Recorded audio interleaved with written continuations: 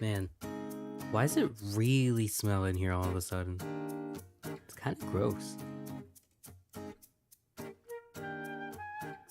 Wonder why. Check my pits. Check your tits. Sweaty ass. Bet you it smells under there.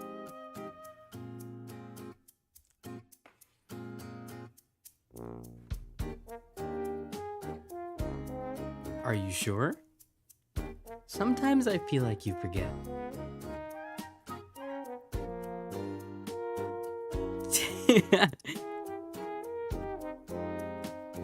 No, okay.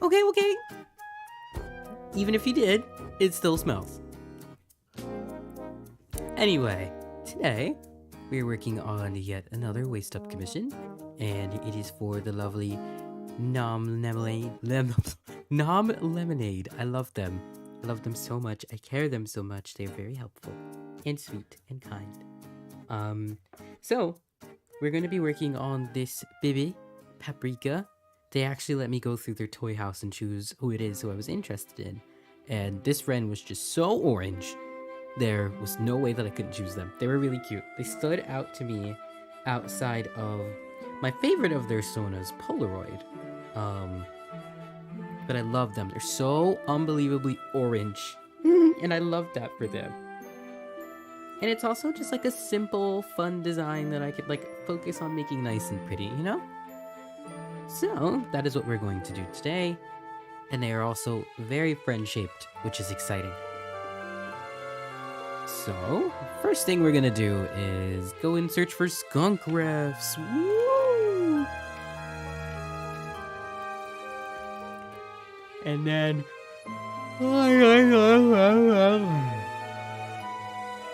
as always, I do love to pull up. I made like this little Anther cheat sheet. And it's very helpful when it comes to like drawing the muzzle, for example.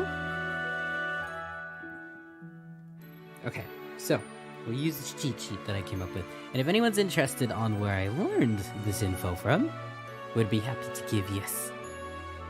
I'm also gonna go stare at how other people have drawn skunkies. It's like a little varied. We're gonna look at other people's references. We're also gonna look at an actual fucking skunk.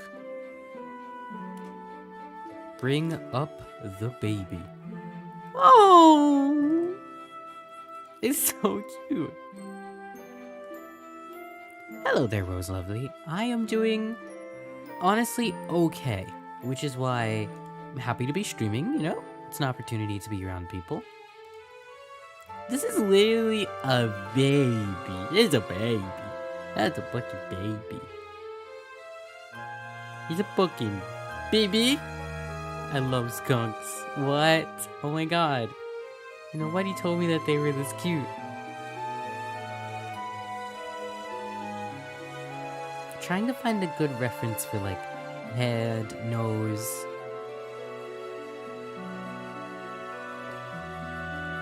Cause like I'm thinking something like downturned, looking up. Like really cute, nose down. Something similar to this.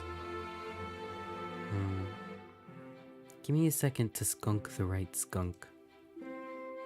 Ooh, this is like a good one. This guy right here. His head needs to be tilted more downward though. Like very bashful, like very hee-hee, you know what I'm saying? Like that kind of skunk. We're skunking a hee-hee skunk.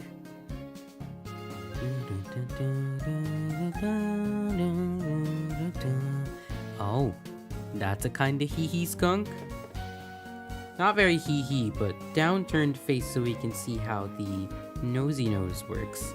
Think we're gonna go off this one.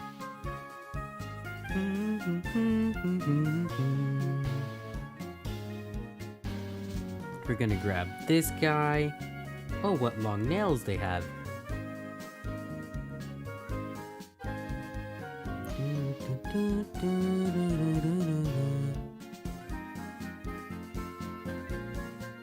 Let's see what other skunky skunk we can grab. Who else is helpful for me? I'll grab this guy for the nosy nose. Just so I can see an up close of the schnoz. Look at them! My god! Fuck! They're so cute! What the fuck? People draw skunks with very pronounced muzzles, which is really interesting. They have very, like, slinky faces, like, very wow. Like, I don't know how to explain it. Like, they're wow. It's the easiest way to go about it, you know what I'm saying? Hi there, Snapdragon, welcome in. I'm doing mediocre right now, but we'll be much better later. Yeah, Mink Man, like, wow. Like, it looks, like, wait. If I can, wow. You get it? You get it? It looks like that. Wow. Yeah. I'm glad you understand. Okay. So, I was making sure to find enough skunks. Not a lot of them have, like, forward-facing wow. It's more like shoo. You know? Oh my god, it took his face away. It's like shoo. Let me find, like, his midpoint and everything real quick. So... then his muzzle is just honestly straight down. It's like that kind of shape. Nose is right there.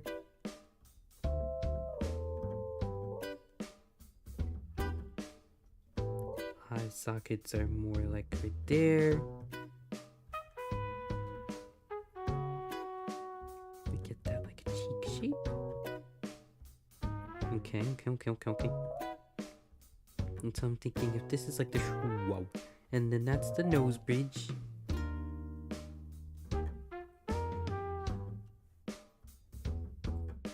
And happy lad. Yes, very slowly. I do recognize your name, yes. To say. This is another baby.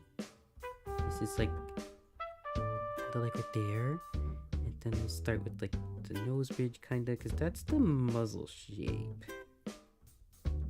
And then once again, nosy nose, got like the signature. Cause like what I learned from my furry cheat sheet is lots of furs follow the same kinda like shape, you know? Like the same kind of artistic shapes to get it. You just have to like follow a different blueprint. You know what I'm saying? So like nose bridge placement, everything like that, like it's the same similar shapes in order to get like the muzzle. You just have to figure out which shapes are gonna give you the best. Shoo-wow. Look at this one, he looks like a rat. He looks like a rat. Rat. Oh my god. Fucking rat. And then this one, here's a muzzle. He's very like... Ooh. You know what I'm saying? Hi there, Solar Pixel. Welcome in. I remember you as well. And that's the nose bridge, and then it do go up.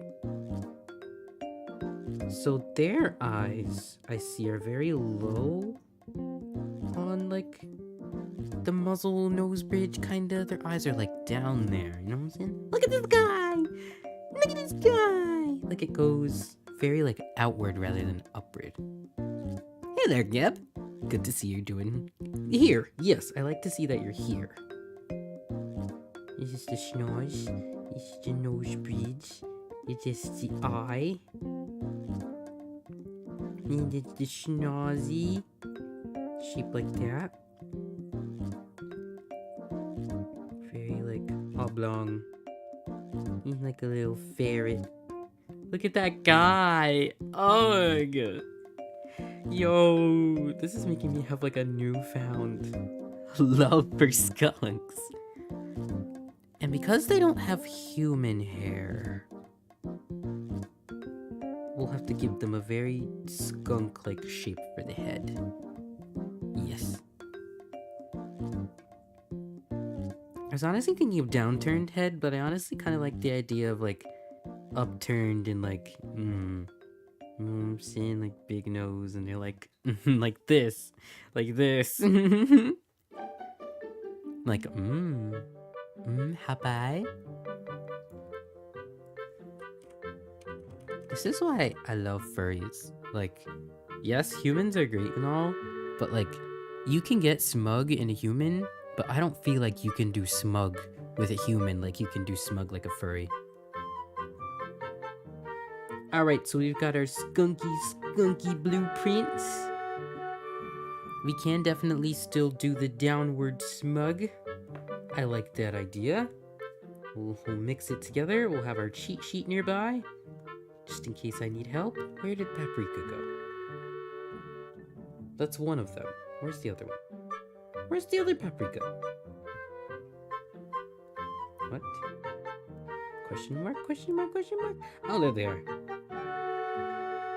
Alright. So going off of what we learned from those skunky donkeys, we're gonna make it work. So, not a very prominent chin at all. It's a very, like, backward slopey slope. Slopey slope for the skunky dunk. Ahi! So baby. So baby. Okay. First, let's get right into it.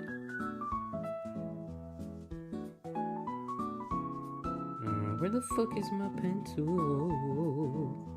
Right there. We're gonna draw in brown. Brown. Okay, so first, let's get the overall like feeling down. You know what I'm saying? I want them to be bashful, kind of whoop, like kind of. Hold on. So this is their head, and we are gonna go for like more of octagonal because they're an aminal. That's still circular. That's alright, we'll figure it out. So if the head's gonna be like...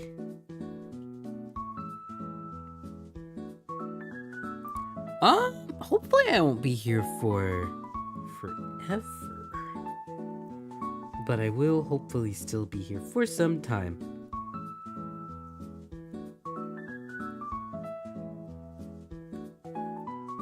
Like I'm hoping middle of the face right here. Eye up here, eye down there.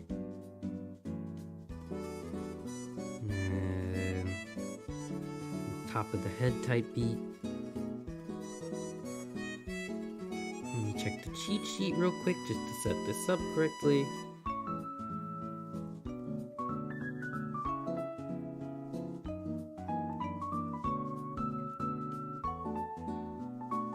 Kind of a shape like that as for the chin. Gotcha.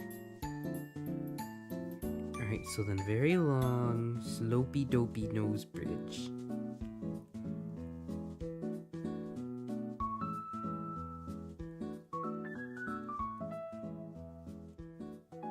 What are skunks? Like, what type of animal is a skunk? Are they called a marsupial?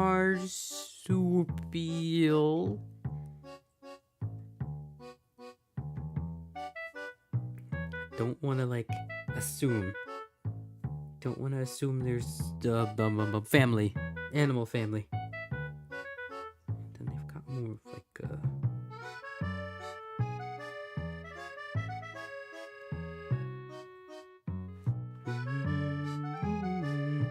Then the chin goes, like, right underneath. Marsupials have pouches. Oops. Where am I thinking of the word marsupial from? You've got a big old nose. big ol' nose, and then ew.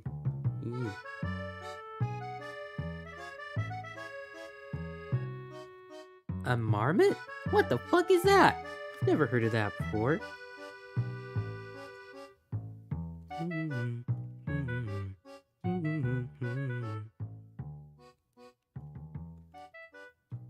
Okay, so this is where the eye socket will be. And they have like really tall baby eyes. I'm seeing. It's very like rat-like face.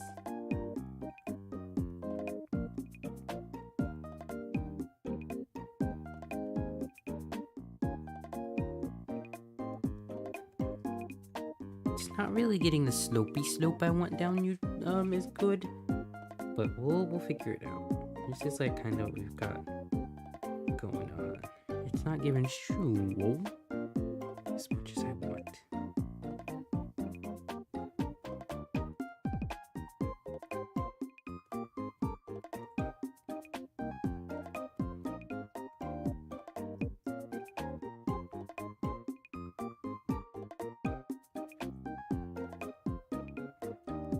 You don't have like very huge cheeks. It looks like it just like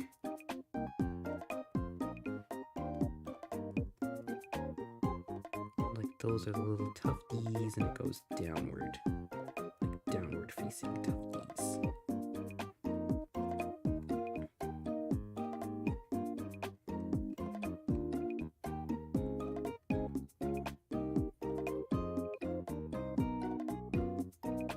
Now they do have some hair in one photo, so we could utilize that to our advantage.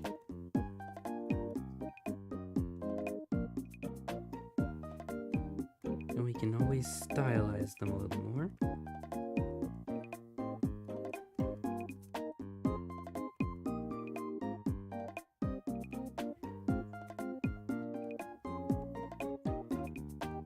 Remember, very swoopy.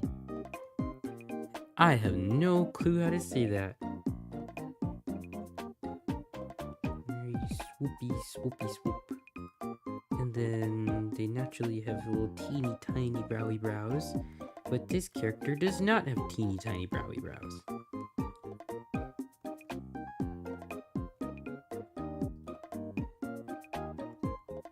But bring the nose bridge in a little more. This will probably have to point further down.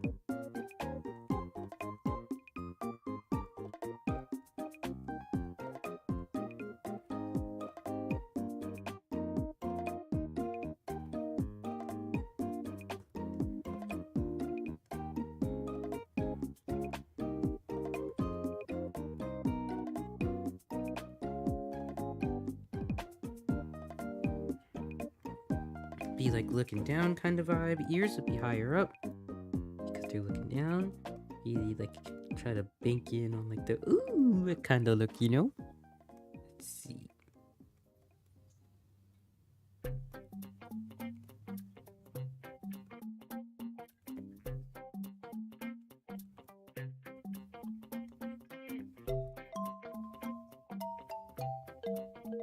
They also have little whiskies.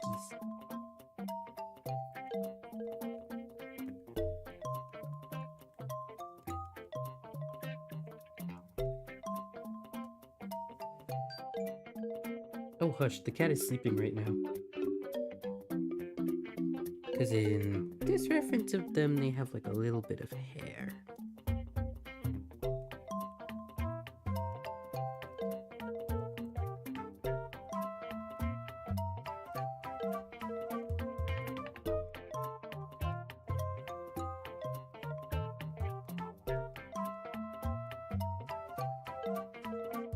Moving down.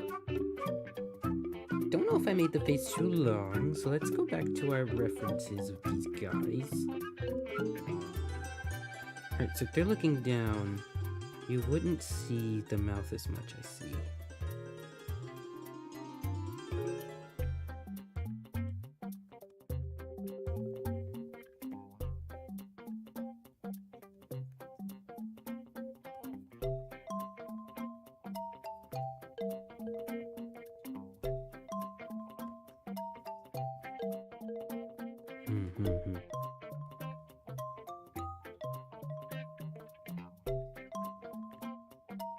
Like long schnoz?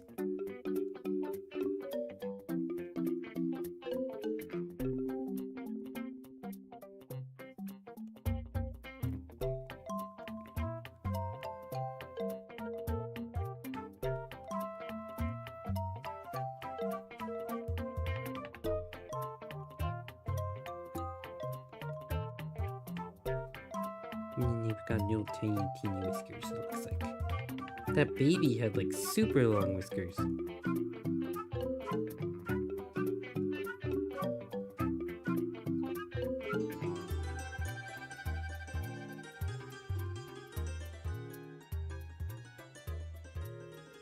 Face spreads out more, cheeks would be a little higher.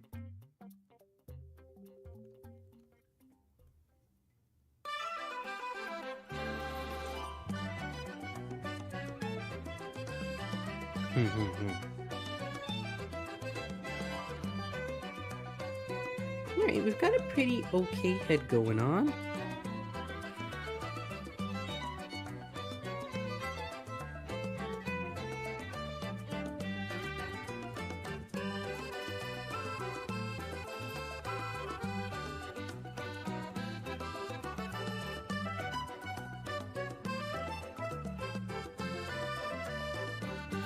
There's like some mad fireworks going on outside already. It's not even the 4th of July, it's kind of annoying.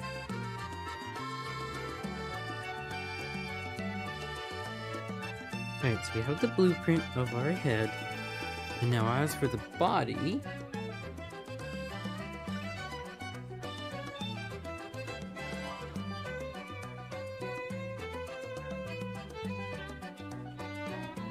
shoulders up this way.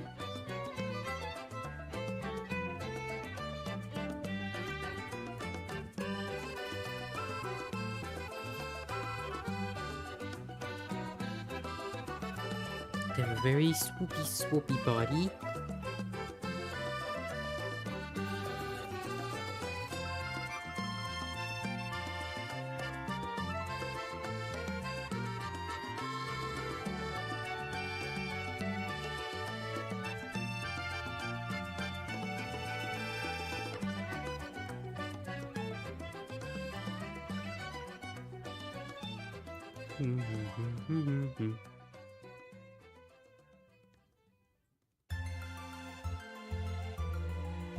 So I want their body to be really facing that way.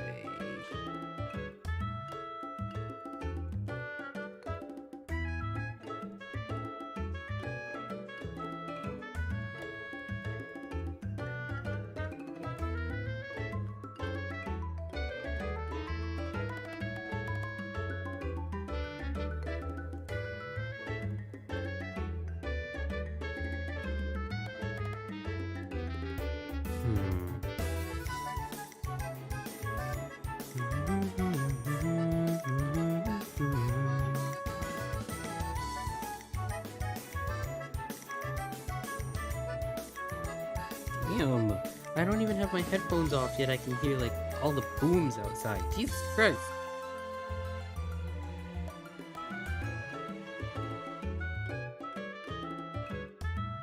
Why are they firing them off and it's not even 4th of July yet?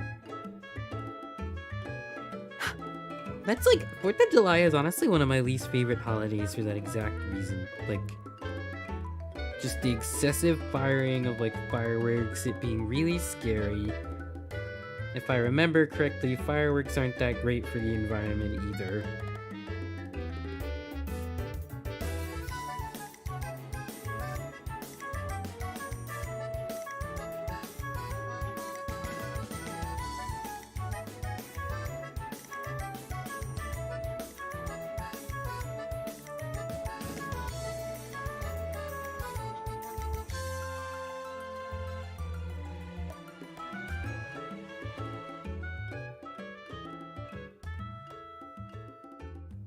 I also have some back of the head fluff.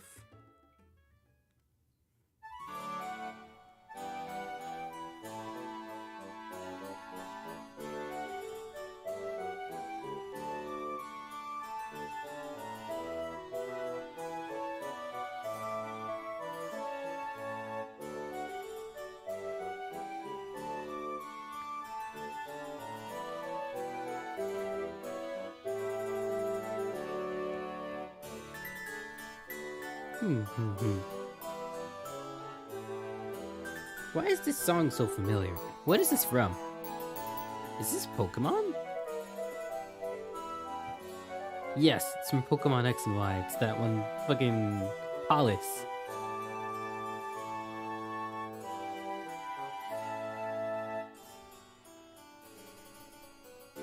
As for the tail, it sticks like straight up behind him.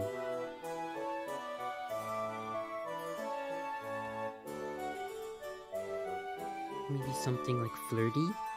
Maybe it can be like, ooh, you know what I'm saying? Go in front of him a little bit.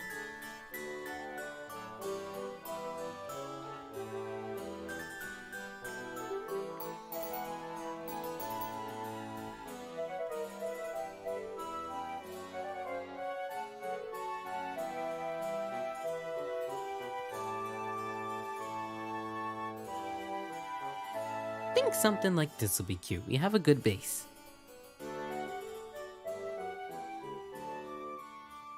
Now it's just time to draw the actual Fuzzy.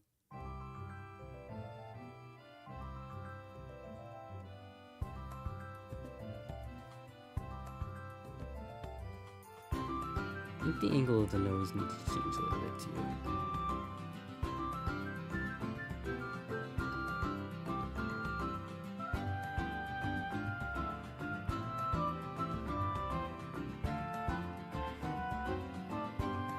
Alright, now it's time to draw the BB over it. It's almost kind of giving Badger, just ever so slightly.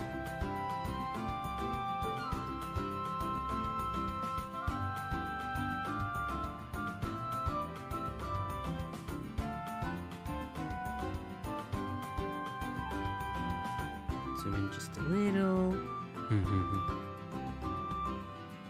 It's giving that one Marilyn Monroe picture. It's a cute way of putting it. So they have like upwards facing eyes, then it goes down into like a really cute swoopy.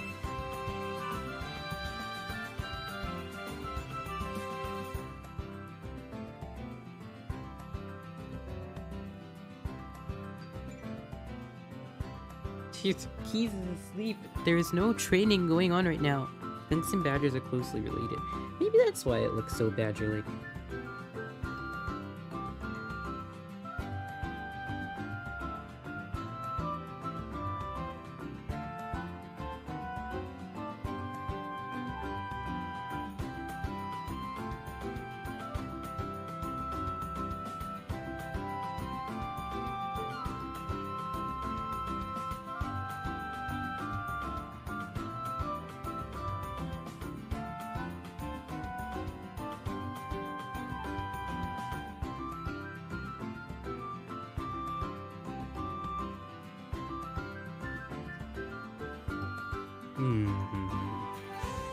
Trying to get their energy down well.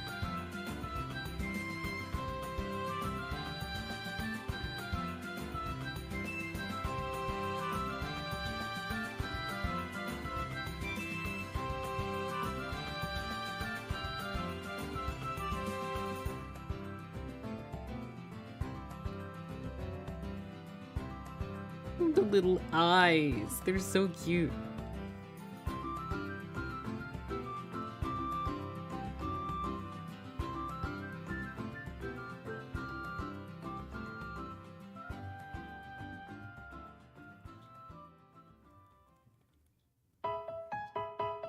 Oh, I love Kirby's Epic Yarn. It's such a romantic game.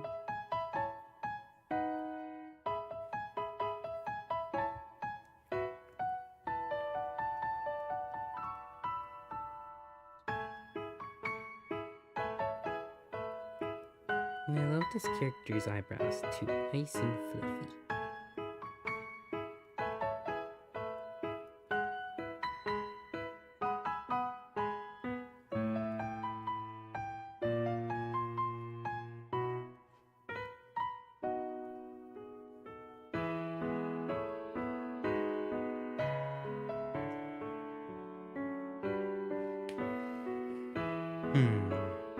Yes, she is eepy right now. Is she eepy?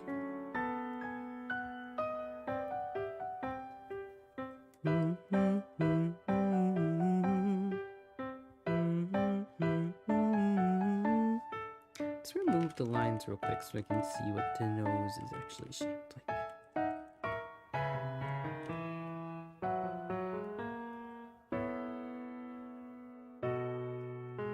So it like kinda slowly goes into it.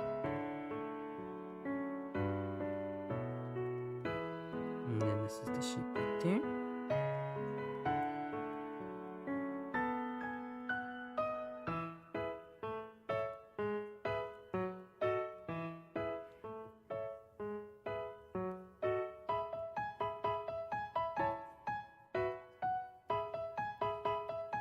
Literally, this character is so everything.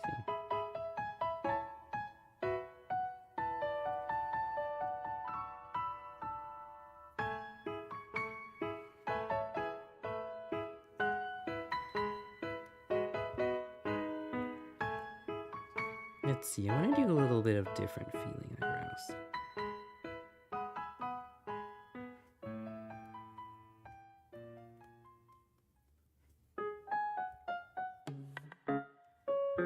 Okay, Animal Crossing.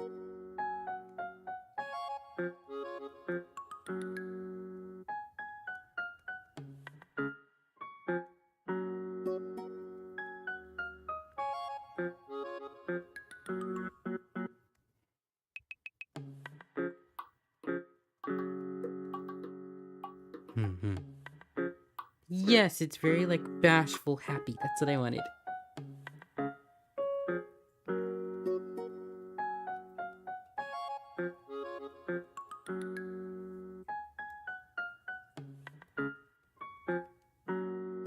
And then as for the nosy, it's a very like rounded, goes outward kind of shape, and then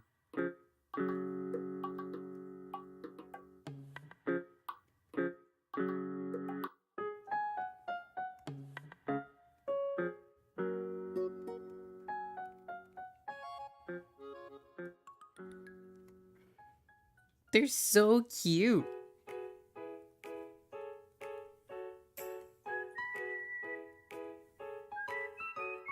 Yes, no gammon namu. Yes, I am. Drawing a sweet baby. This is a baby for Nom.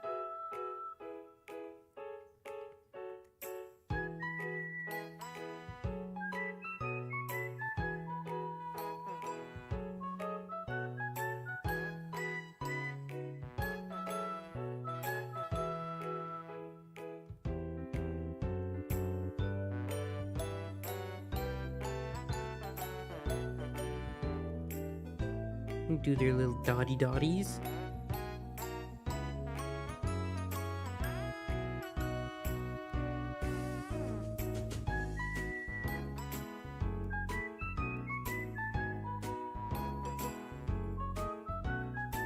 I'm actually really happy with this so far. Got stuff to do. Hope you're doing well. Thank you. I'm doing pretty okay. Kind of getting there, you know? But luckily I feel like drawing here will be very helpful for me, yes? Thank you for stopping by. It always means a lot to me, you know?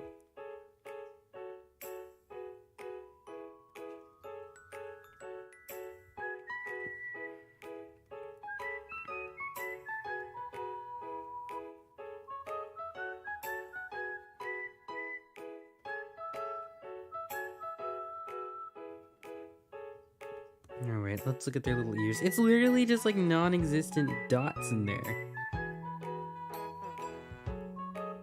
So the ears will be like...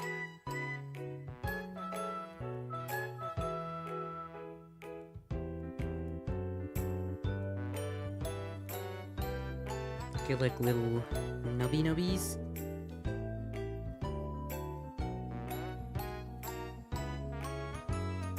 Little nubbins.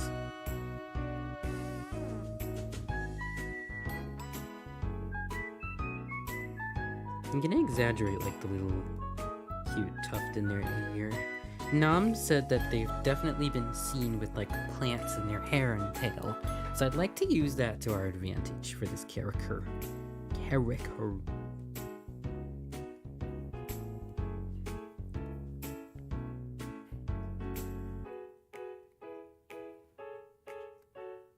They're also giving kind of rat, which is cute too.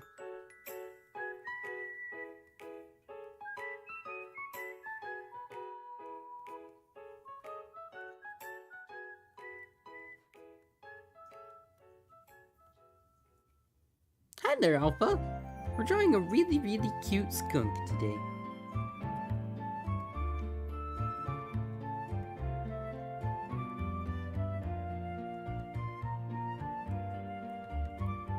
Yes, very, like, open-chested. Well, the chest is pointed down in this case.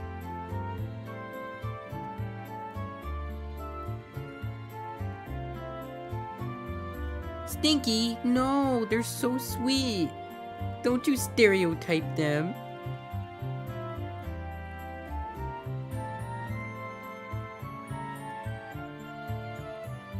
Looks like they have their arms like slope in. The shoulder we're gonna keep round.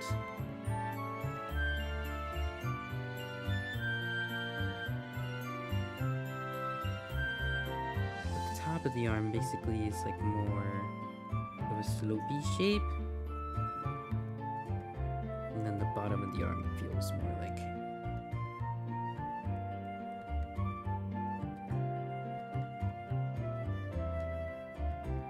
thinking a lot more aminal.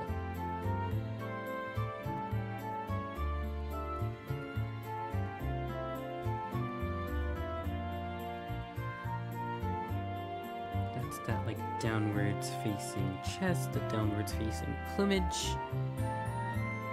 I know, you were telling us the other day. How'd it go for you? Are you through the fire and the flames, or you're still going through it?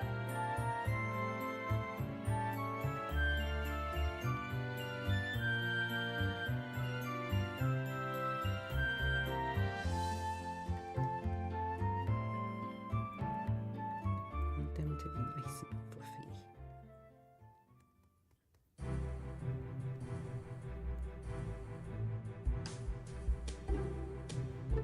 80% through the guitar solos. Okay.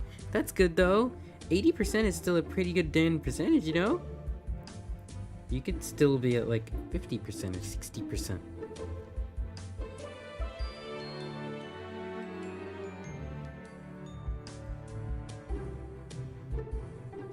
This is their torso, downwards facing chest.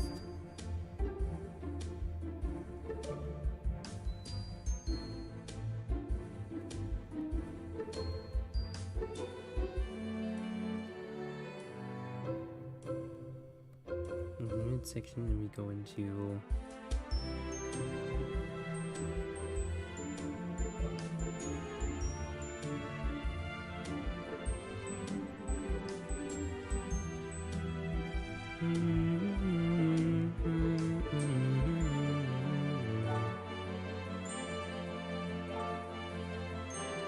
and they do have some fuzz. Now this is what I struggle with just a little with fuzzies.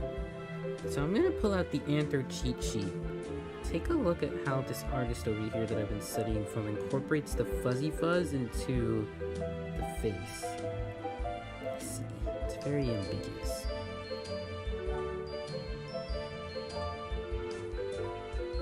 So since their fuzzy comes down from the ear,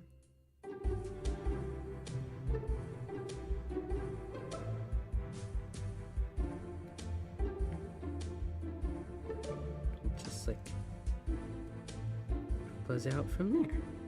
Okay, thank you, artist. What is their name again? I want to make sure to credit them properly. Especially if I'm studying off of them.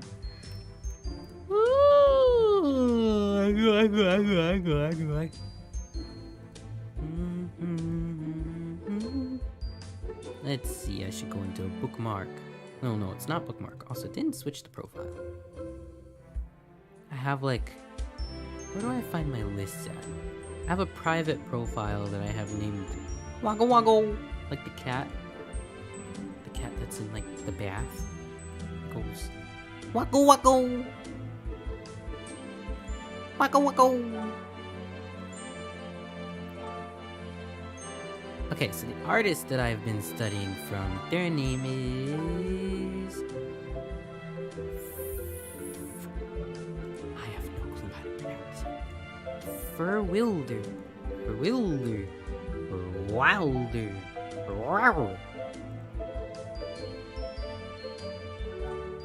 Here you go, here's their art.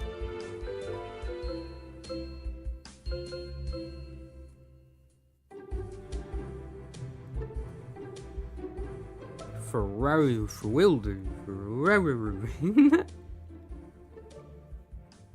Yes, we want to keep this baby nice and fluffy. A nice fluffy baby. You fluffy baby. Literally at this point I feel like this shouldn't even be like an advertisement for a commission stream or like for a commission or something. It should be an advertisement for have Null baby talk your character for a couple of hours straight.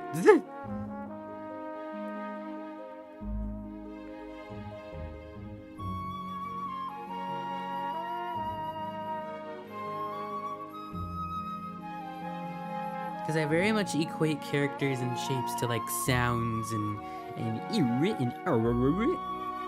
shit like that. This is just how I express myself. Okay, so now their hair, I'm gonna have it come from the back. Hit it from the back!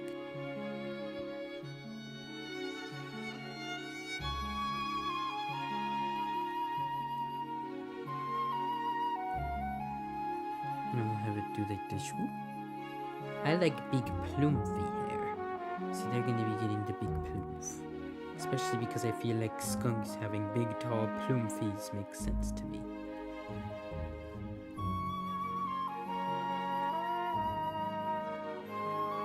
And so we just need to keep making sure the plumes have the right direction from the back.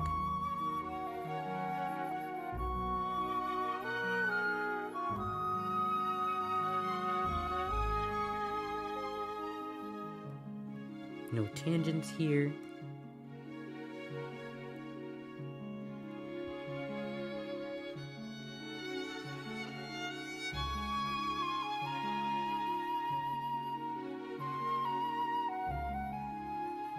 So essentially, for anyone who doesn't know, what a tangent is, and there's something that you actually want to avoid in your art just to keep it like clear and nice. Let's say that there was going to be something crossing over them, for example, like a stick. Let's just do like a stick. How do I explain this good? So this is like a clear distinction of like that stick is going over them, right? It's going over top of their arm. There's like a dead ass like line there. It's going over. Now, tangents. It's usually when like two things touch together and it doesn't look like it's actually overlapping the other thing, you know?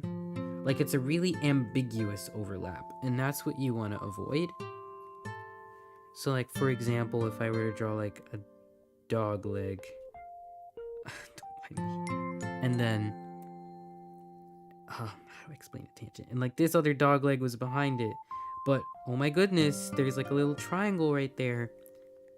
I don't know. It doesn't look good. You want like actual like genuine. If it's gonna overlap, make that shit overlap. Like make it look like it's like overlapping what you want it to. Hard to explain. I saw a really good picture of like what I'm trying to explain a while ago, and I have to find it in order to like show it to you guys. But yes, tangents in art can cause for confusing silhouettes. So if something is overlapping the other thing, you want to make it as obvious as possible.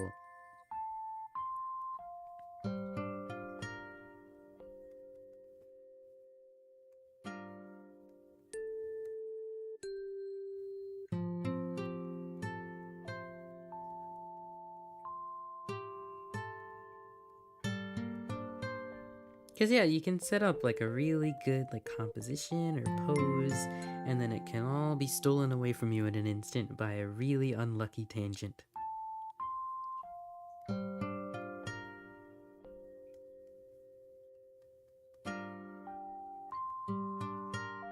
Look at this baby. Like right here. Ooh. This example, this is a tangent.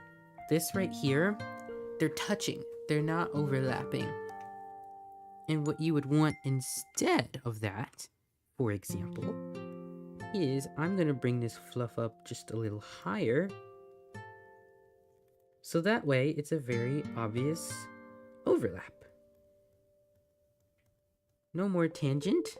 One fuzzes over the other fuzz. And looking for really little meticulous stuff like that can really help your piece look good. Yes.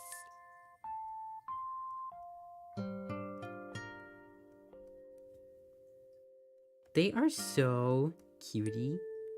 I think the head would go like a little bit more back. But we'll figure out this eyebrow part in a little. Either way, they're adorable. I'm happy with this. And we just have to figure out the diddly doo skibbity bop of the body. You know what I'm saying?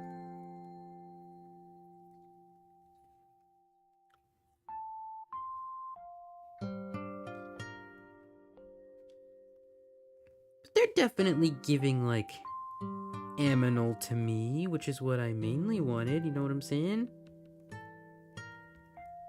Like I wanted them to feel very like, oh, that's an animal, you know, like not a human.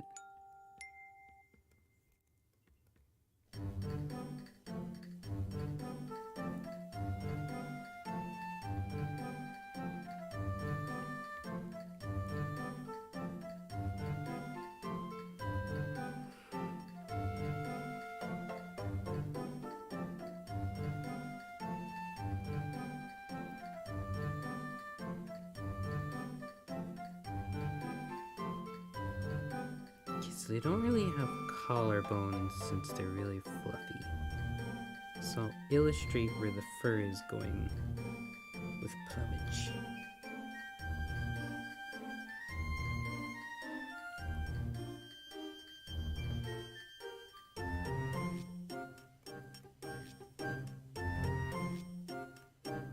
Using the fur as like some place to show direction or curve as the body is a really clever trick, because like you can't really see their bonies, but what you can see is the curves of the body and the fur.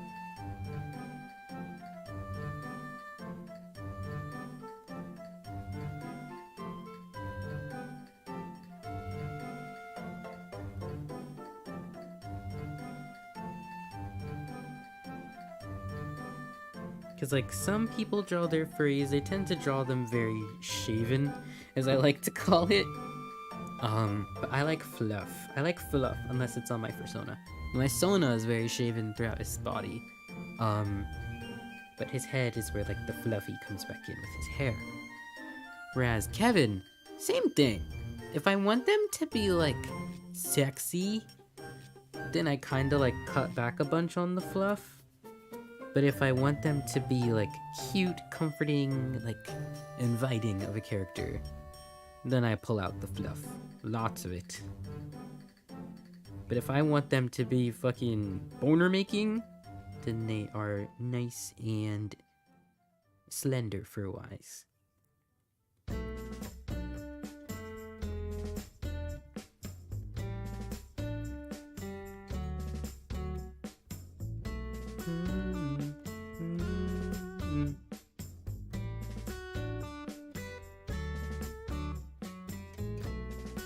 Their bottom half of their body is very ambiguous.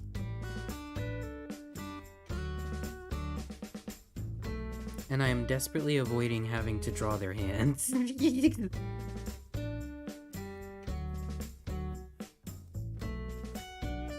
we're gonna move them down so they could be more the center of attention. And then we're gonna get rid of that tangent with the hands. Well, arms, I mean. The shoulder is a little too low here.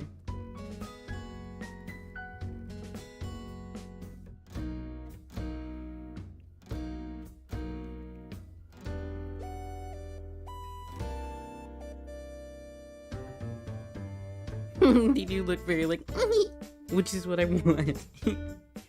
It's so cute.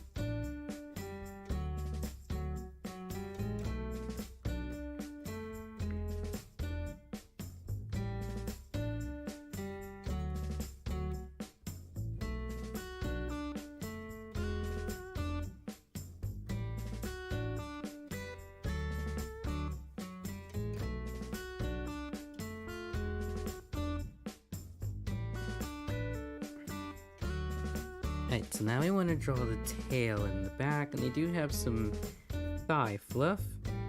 But the tail is gonna be this big ol' happy shape that curves over their arm.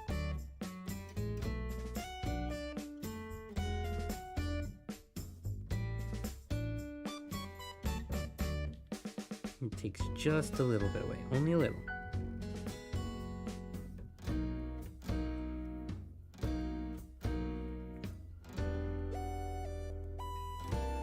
I'll put like tails usually have like this snails usually have like this tail bump. Maybe that's where I'm getting like the unintentional inspo from. Or the skunk that I have in my mind is honestly the one from Bambi. Like very eyelash flappy, like kinda, you know what I'm saying? Like, he is my intentional reference right now. Yeah, Flower. That's his name.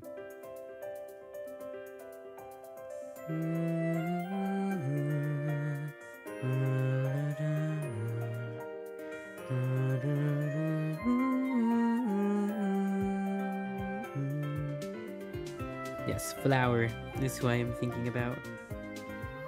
Alright, so now the thing with this, we just want to make sure it still, like, registers as a tail. So you have to do some playing around with, once again, this fur direction.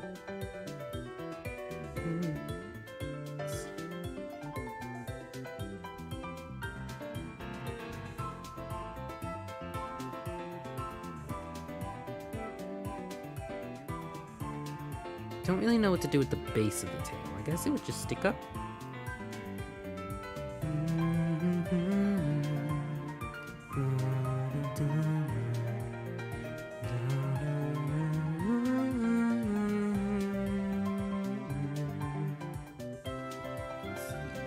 A little bit of fluff, a little bit of fuzz.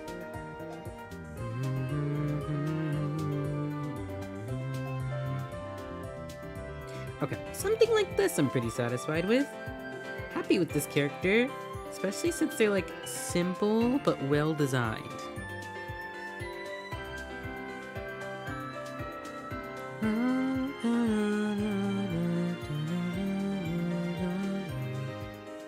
I'm also trying to like make sure the fluff of his tail makes sense. The shadows will definitely help with it. Because I went very line-based rather than shape-based. So usually with shapes like these, you want to like use an actual like blob for it. So it makes it much easier to conceptualize. Oftentimes I default to using line, which can end up with your shapes looking a little but if I were to do this like this is our blorbos, right? Like, oh, I want it to do this. Then you use the blorbos to draw like the lines off of it. And that's like another little teeny art hack.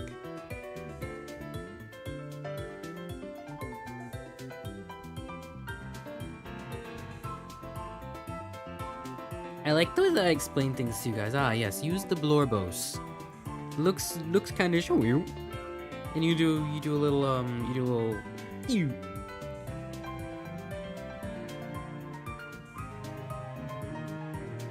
And you pull out the iwi. Makes me feel like I need to write a book. And those need to be the directions.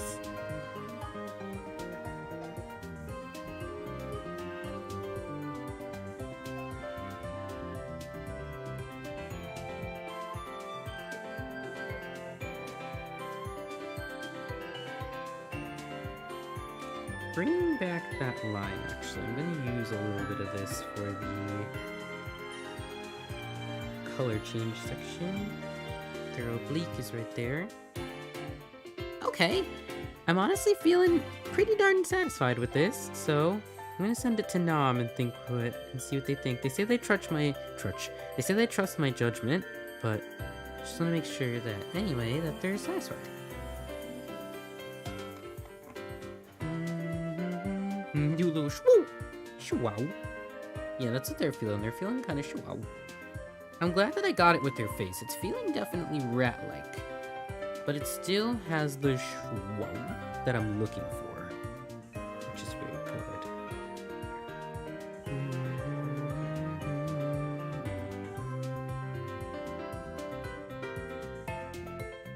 Put a little bit more doodad on your doodad. You know what I'm saying?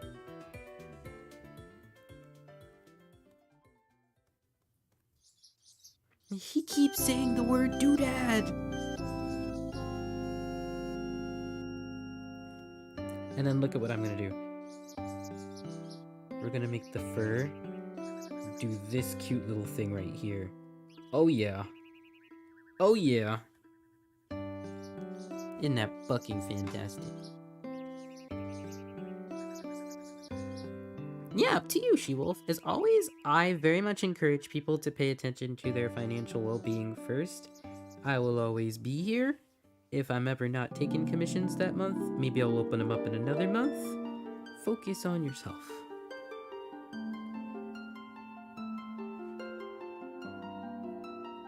Don't do anything that you'll regret, okay?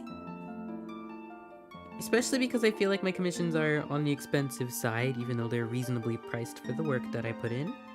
So I just wouldn't want you to end up in a bad spot from something like that, you know?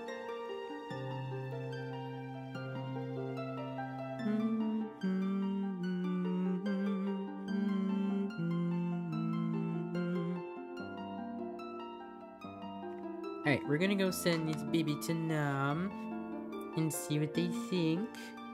Also, I've been calling them just Bibi the entire time, but their name is Paprika. And they have any pronouns it says, so I'm hoping that they feel gender neutral. It's what I wanted. Like, yes, the pose is very, like, and effeminate. I wanted them to feel, like, very gender neutral of a character.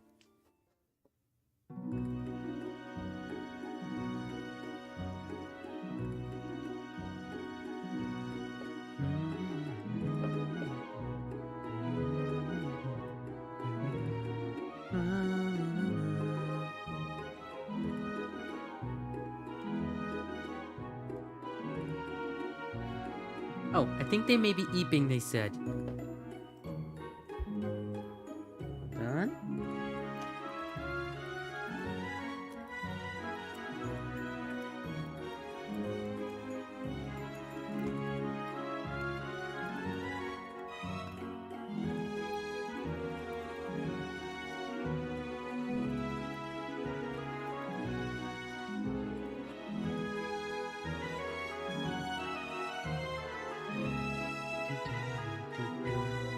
Alright, I feel like you've gotten to a good point with this BB to start the base colors. Two-person comm. I don't quite know. I don't want to push myself for that just yet, so I can't really answer. You see that? That's tangent. Ooh, get rid of that. There you go. Yeah, I don't want to answer that quite yet, because I feel like one person is already a lot for me, especially depending on the character.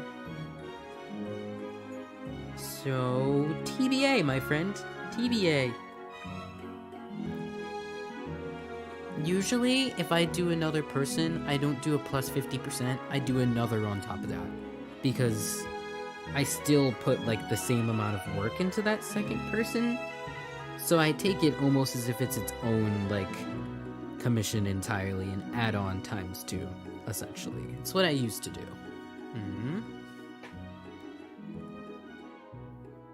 Just yes, because I put lots of work into the second person still, nobody gets undermined.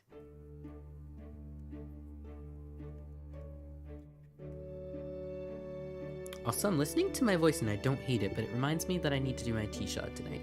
And I'll be doing it myself. So it's just a wee bit scary since I haven't done that in a while. But as long as I get nice and relaxed, I should be fine.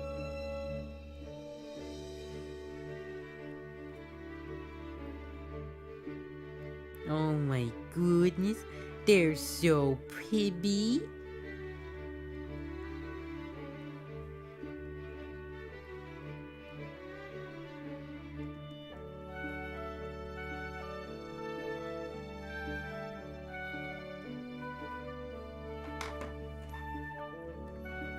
Alright, now we're gonna post this to the Twitter. Just a little creature to me.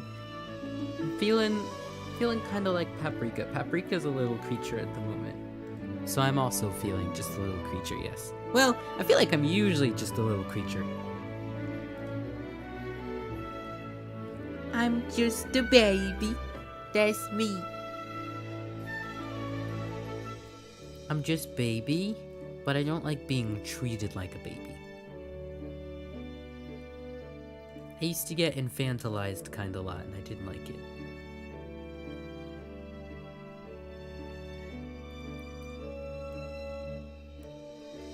Skunk.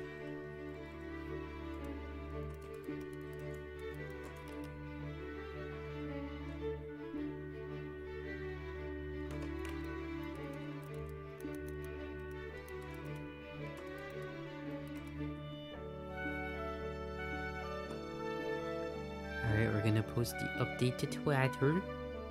This is pretty good. This is like the fastest I've gotten through something lately.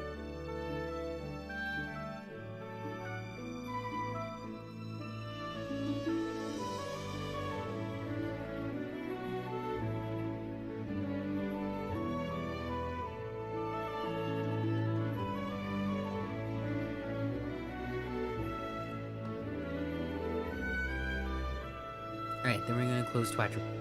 I like to close it as soon as I'm done with it, honestly. The opera tippy taps? Yeah, that's gonna be in there. Nothing we can do about that. You are doomed to opera tippy taps. Oh. Just a little baby. Just a baby. It's me. I just baby.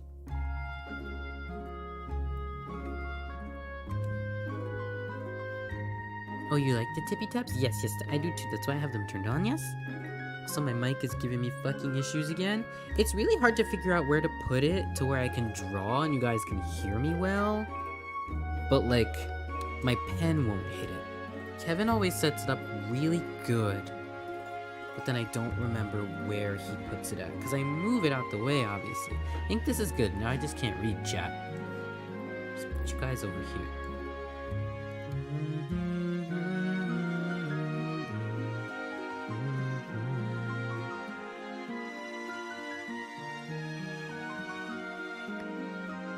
Yeah, see? Like, it hits the mic, and it's really annoying. There you go. Let me know if my volume is still good for you guys. I am not the biggest of mic position expert.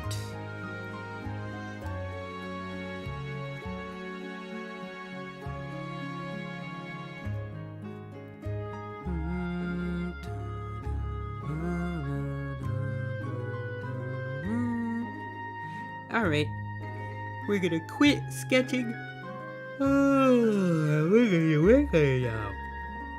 That translated to we are going to do base colors now.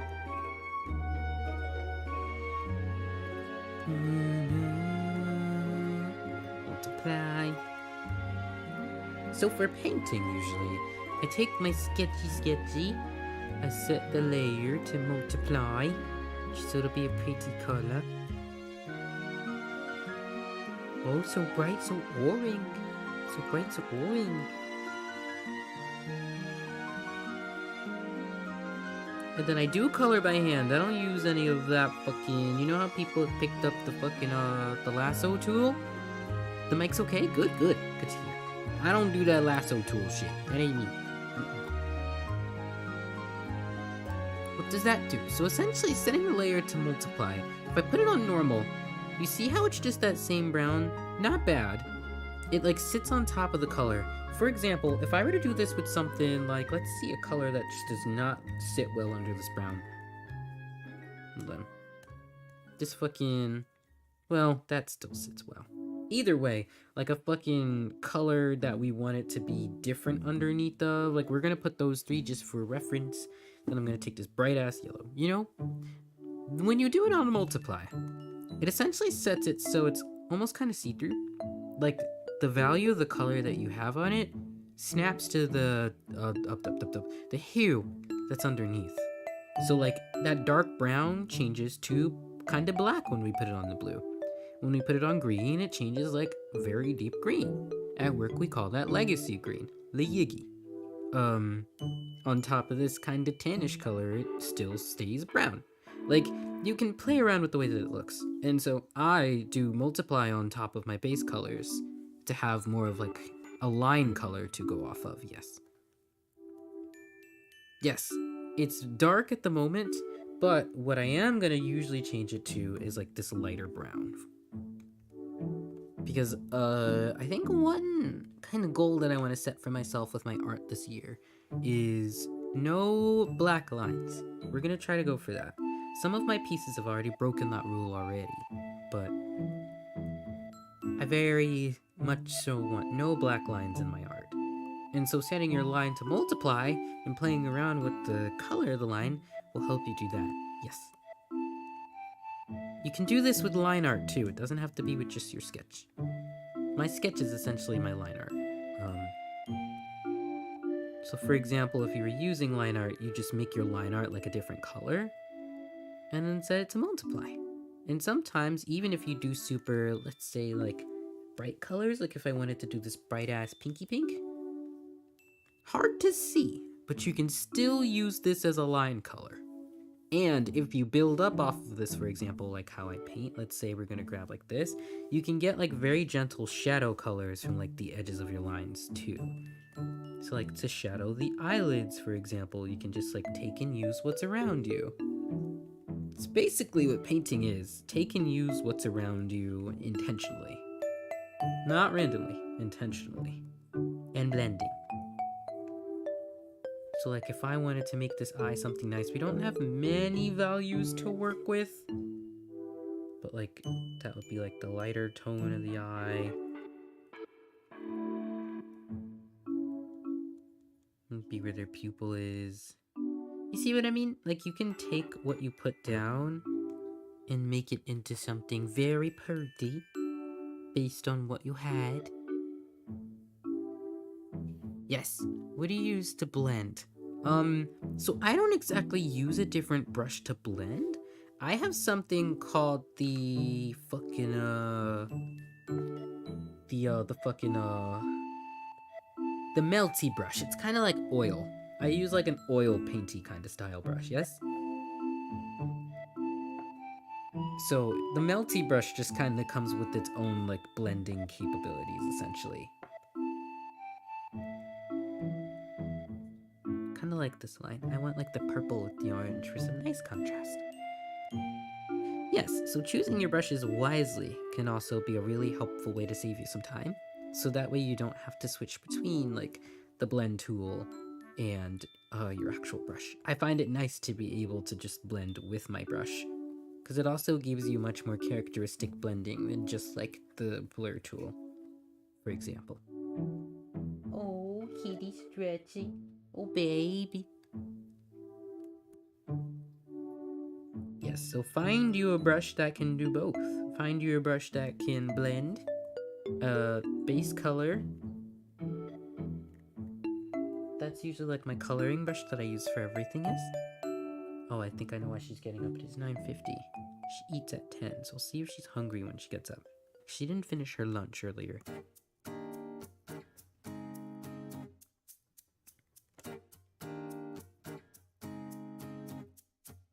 Yes, I am happy to give you my secrets. Or, I don't think that art techniques and tricks should ever be a secret. I think it's something that you give to people and let them use, especially because no one is ever going to make art like you. Even somebody who studies your style down to a fucking T and it looks like very similar, everyone's always gonna have their own like little shindigs that they have in their art. You know what I'm saying? Your art is very unique to the way that you move your hand. So unless that the person is in your body, moving their hand the exact same way that you do, you cannot ever fully be copied, my friend. Remember that.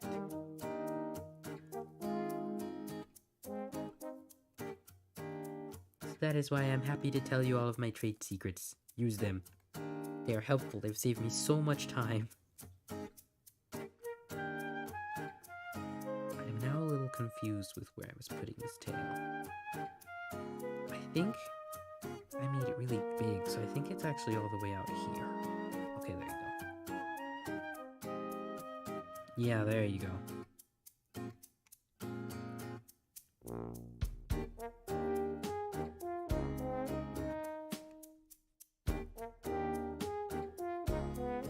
It's also just little tips and tricks that I picked up along the way to make my art feel like it has more depth. Yes, you see, then it inspires you, and that makes me feel good. Just like when I dress mannequins at work and someone comes in and buys the outfit because they like it. Makes me feel good.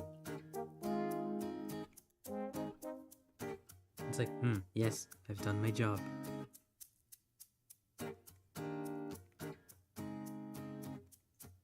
I worked 10 to 5 today, so not a bad shift, and I was hoping to get ice cream after work at the local cafe, but they'd actually messed up and charged me for the ice cream before they had the flavor that I wanted. Like, they figured out they didn't have the flavor that I wanted, so instead I got 2 little pre-wrapped cakes, and they gave me 2 to make up for the fact that they didn't have my ice cream, and the cake was cheaper. So, we still got something nice out of today.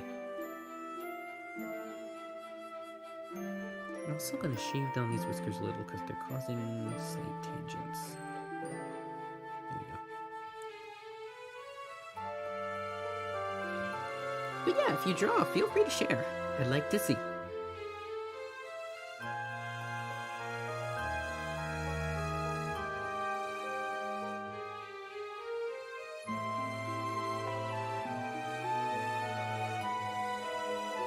Okay, so in this case, this character has like bright white. And this is another stylistic choice that you can make. I personally do not like bright white. I find it kind of insulting to the eyes.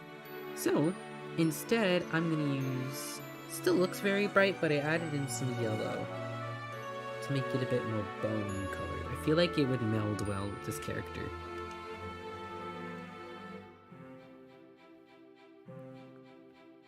That's another thing that's like a style choice. You can choose whether or not you want to go for that flat white or more bone.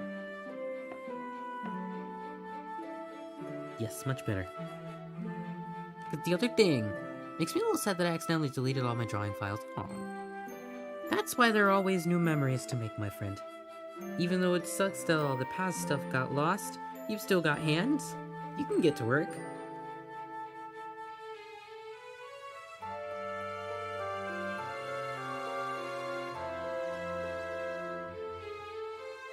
It's what I had to keep teaching myself, because I felt like I couldn't draw anymore. I felt like I'd be ass, since I hadn't drawn in a while, but you've still got hands. Use them.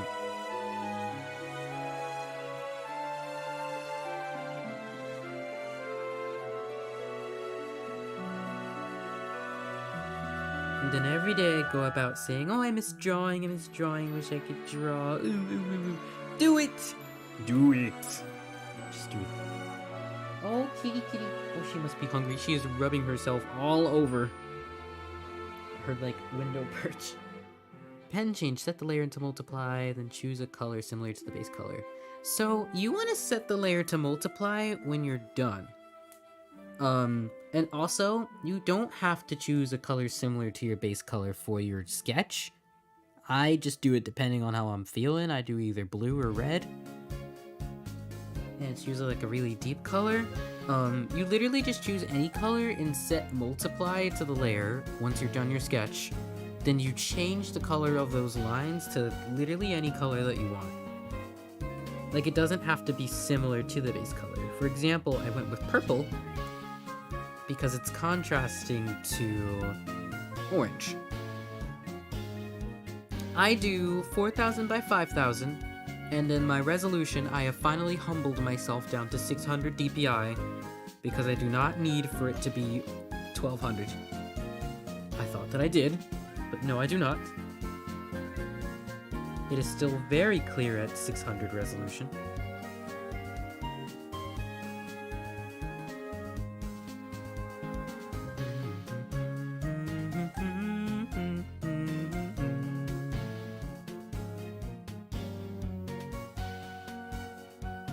It's a little... I apologize if I'm not good at explaining it. I do try my best. I'm not the greatest teacher by speaking, especially because I am a very visual learner myself. I lose track of voices very easily. So visually, that is where I thrive. So I hope that you can learn by watching.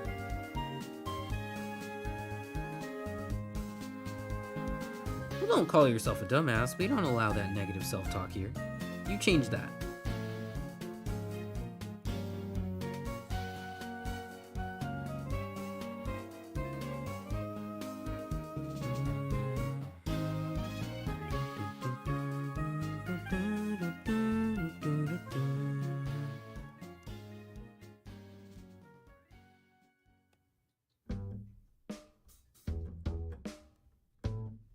True, I forgot that Procreate makes you lose layers. I think that's kind of silly.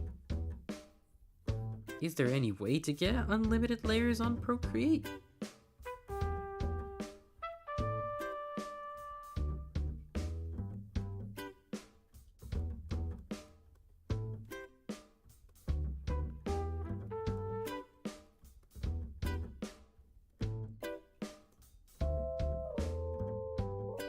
Now I'm gonna give them a newer marking that's just very reminiscent of skunkies. So skunks have that like upper eye like lighter color, but in the corner of their eye they also have some too. So I'm gonna put it there. Then they've also got a whoop. They've got like a little whoop on their cheek. You see that? That's so cute. I think I might add that as like a blush at the end, even though it's fur. Because I don't use multiply layers or anything like that to shade like some people do. And I feel like that is a multiply kind of marking. Like painting over that would make me kind of want to cry a little bit because it's such like a unique shape. I feel like I'd lose it from painting over it.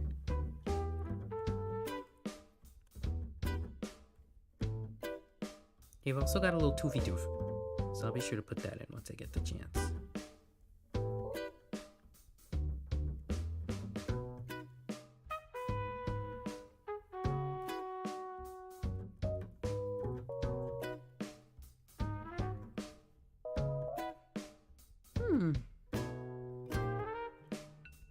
I know, time to feed.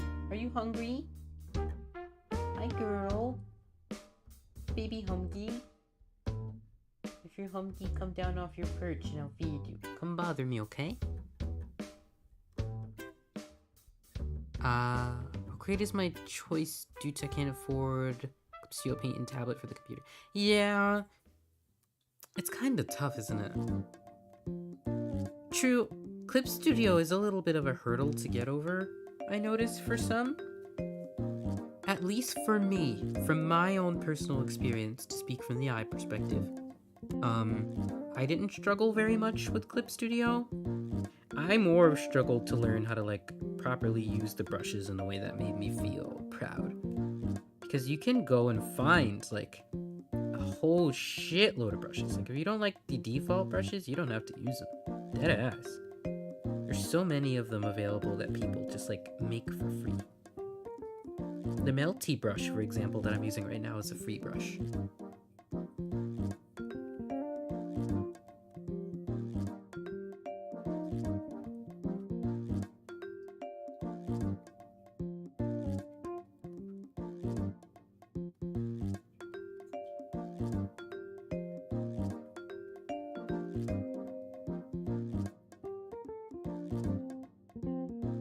Oh, did they? Well, it's alright that they made it like point based. Because it's such a popular brush, makes sense that they would have like put some sort of price on it at some point. Hello there, Cherry Demon. Good to see you. I feel like I haven't seen your name in a hot second. Yeah, makes sense that they would have made it like an actual price. Lots of artists use the Melty brush, but we all use it in different ways. Which is what makes the brush so special, don't you think?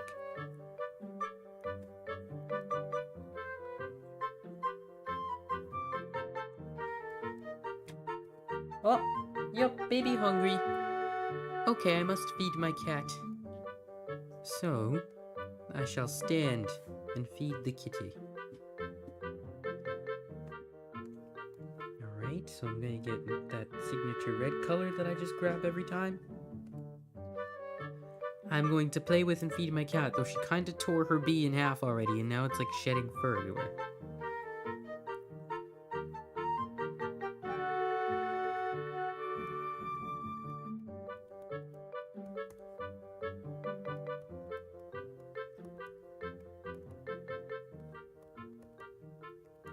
Alright, so I'll need...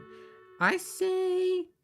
The wait may be a little long, because she takes like 15 minutes to play for the night. Then I need to wash her bowl and everything. So I'll be back in around like 20 minutes. If you're still here, alright. If you're not, that's okay. But I'm gonna go take care of my cat. So I will be right back.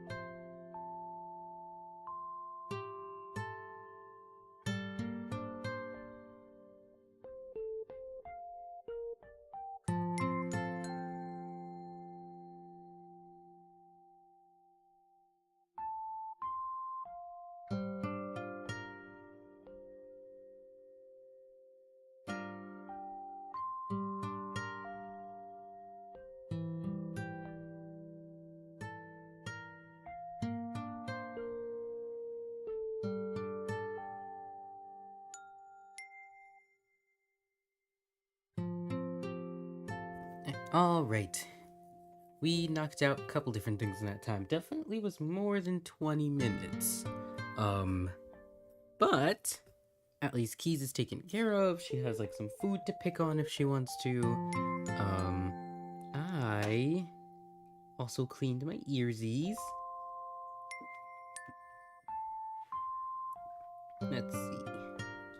Hello, Keys. Did you enjoy your food?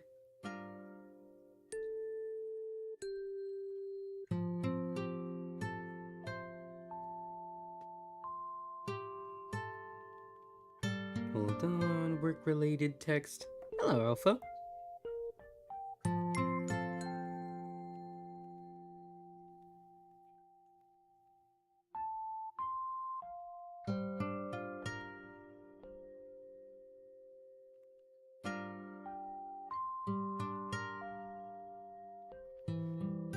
Okay, let's get back to work. So, we are back to base colors. And like I said, we shifted some of this friend's markings slash base colors just for convenience.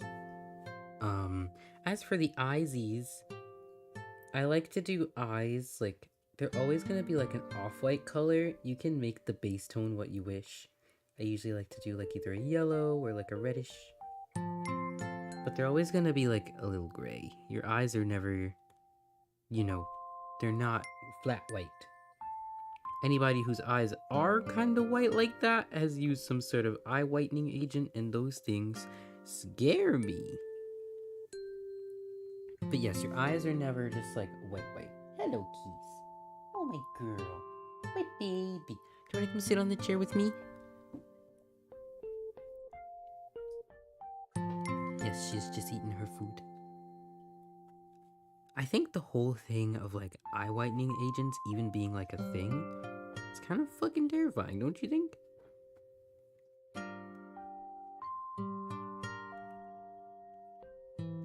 I think it's horrifying. Like, it's one of those things about unconventional beauty, where it's like, oh yeah, I want my eyes to be fucking as bright as the sun.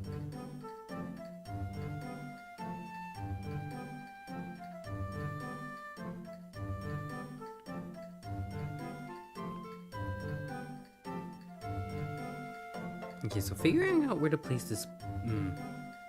His inner tail is mainly what we're seeing here. So I'm guessing that this lighter cream orange would be like right here. Because this represents more of like outer tail.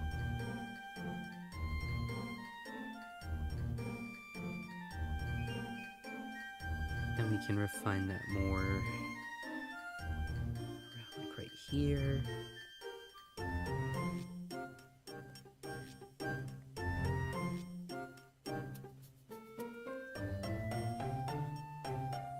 Sounds like Pokemon Mystery Dungeon music. It absolutely is.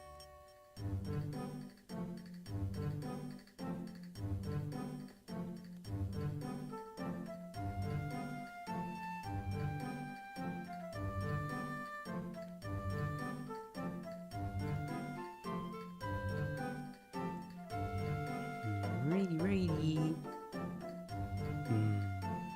Who's still here with me? I know Alpha's here. Who else still survived my cat taking care of? Curious. Because that's another thing that I've always been really afraid to do, but want to start doing now. Stepping away from stream. Like, that is absolutely an okay thing to do when you need it.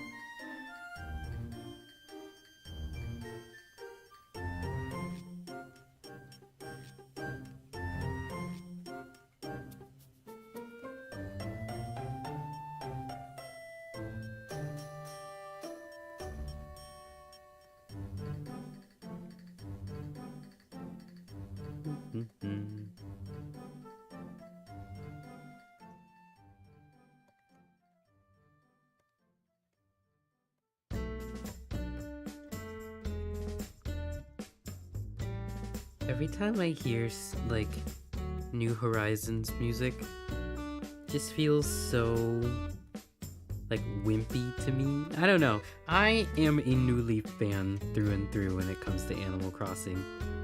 People don't like my New Horizons slander. What brush do I use for sketching? It's some, like, so... It's actually, like, the Procreate pencil, but there is a Korean artist who recreated it for Clip Studio. And that's what I use. So it's like Procreate default pencil brush. Yeah, but they made it for Clip Studio. Hey, kitty. You wanna come up? You staring at me? Girly, girly.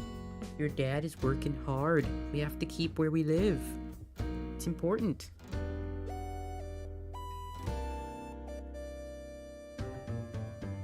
Yes, your dad is working hard to keep our roof overhead. More food for you come from paycheck, not from rent.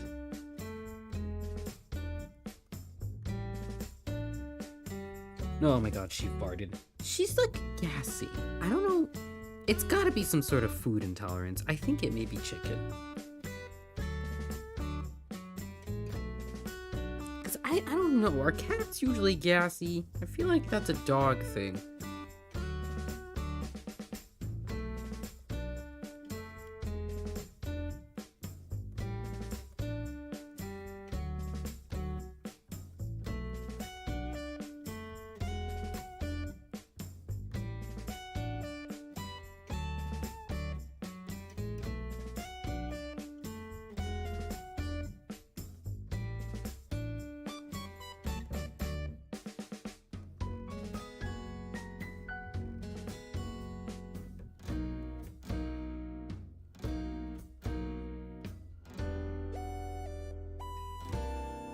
We'll let the brown show up right there. Oh, it wouldn't show up right there. Would it? Yes, it would.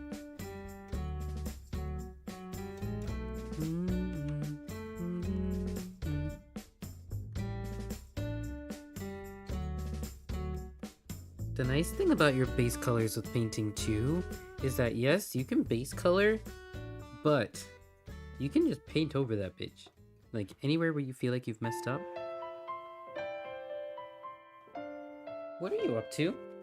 Cherokee? What are you doing? Okay. Maybe it was the fireworks outside. Thought I heard her getting into a mischief. So I had to step up.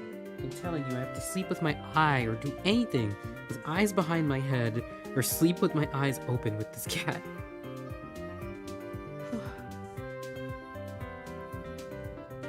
That's being a parent.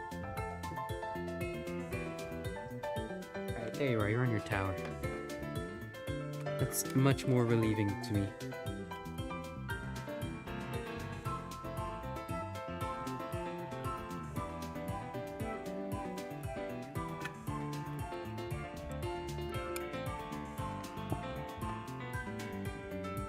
Okay.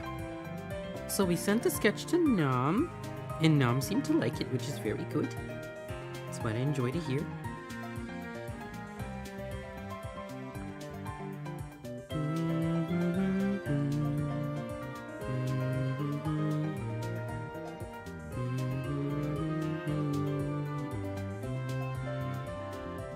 Also just gonna take some artistic liberty and continue this like dark reddish color up just a little more, just to make it feel more like it's actually there. And then just like those little slivers of it. I was also kind of thinking of adding just a little on the hair too, just to give it some color variety up here. Now, the hair I'm not going to shade the same way I do normal hair. We're going to shade the hair like it's fur, since this is aminal hair, not human hair.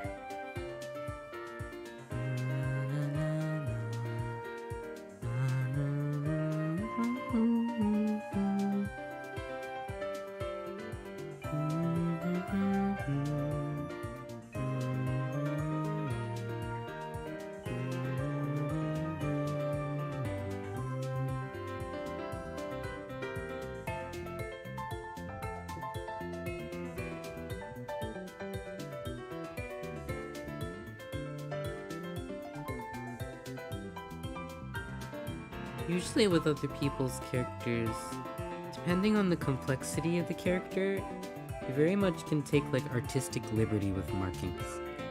Sometimes people like when you do that. Like genuinely, if you draw your character in a draw their character in a specific way, people will come back to the same artist if they like the way that like you specifically draw that character. And I find that to be an honor. Look back into VOD to see if I can find the name for the sketch brush, but since it's Korean and I don't know the letters, it's hard to find it. Yeah, I'd have to find the link to it and then like straight up send it to you, Cloudy. So I can do that. Are you like planning to use it right now, or is this a later thing?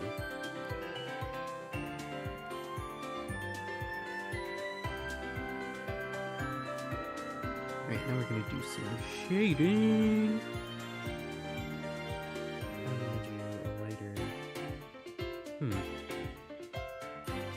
What if we did?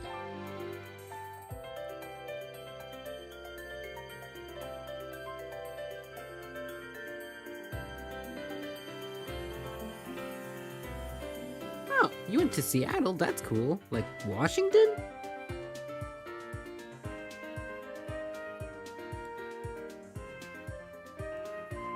Oh wow, that's kind of cool. Did you have fun? What was your favorite thing about today? Like Washington, I mean.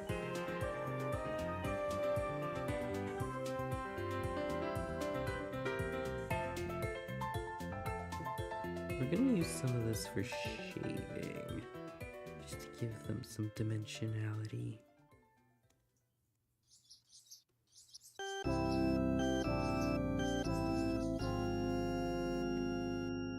that's alright, Cloudy. I think I may, with an asterisk, be able to find it relatively quickly. It is one that I downloaded somewhat recently, so just a second.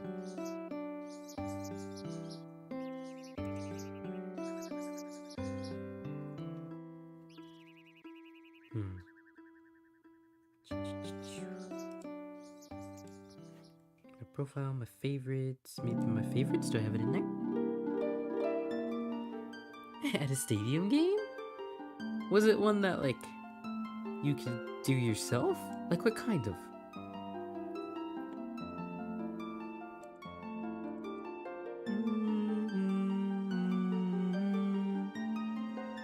Let's see. Where are the ones that I downloaded?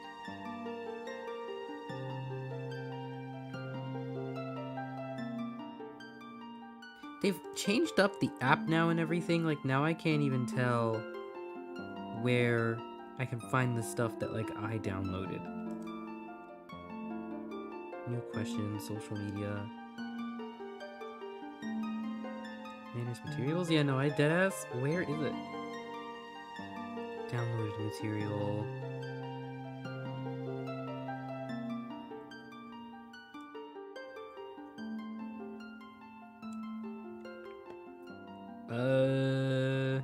Just let me, like, click in. There's been a lot of, like, road changes in the state that I'm in generally. A lot of our bridges aren't doing all too well. It's a very common thing in this state, apparently.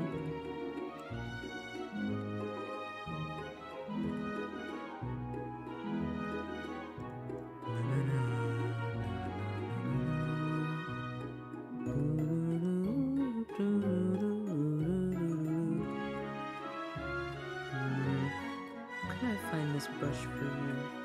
Oh, there it is. Is it? I think.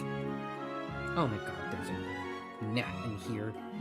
There's like a small fruit fly in my room, and it's the most annoying thing ever because randomly it'll come up and just be like, hey. Oh, did it get deleted? Acquire latest information. Where do I find it? Well, this is the title, I think. No, that's not what I wanted. I wanted Control C. If I paste this, Cloudy, this is at least like the title of it.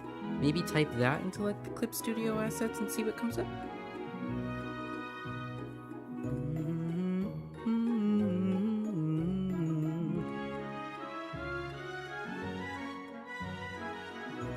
Okay, so for this, I want like dusty purple.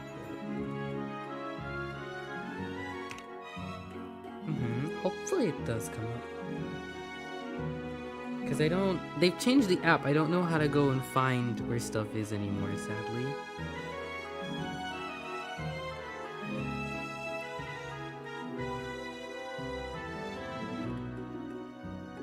How I choose shading colors. Essentially, the way that I like to think about it. A very good example. Kevin pointed it out to me in one of my older fan arts for him. So I can bring it up. It was a super old Friday Night Funkin' fan art because he played it with the drum. And it was a really good place to see that shading style.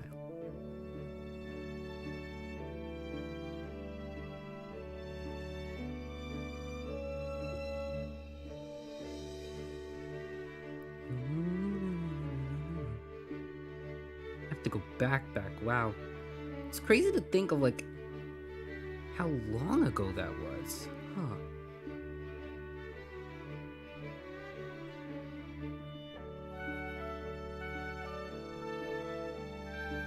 Are you sure that I just wasn't finding it? I feel like I'm not running into it. No, it's before this.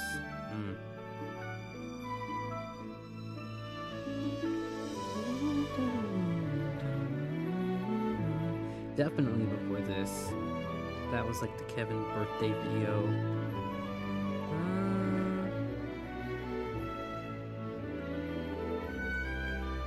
I don't know. Am I gonna find it here? should, because there's Tycho stuff.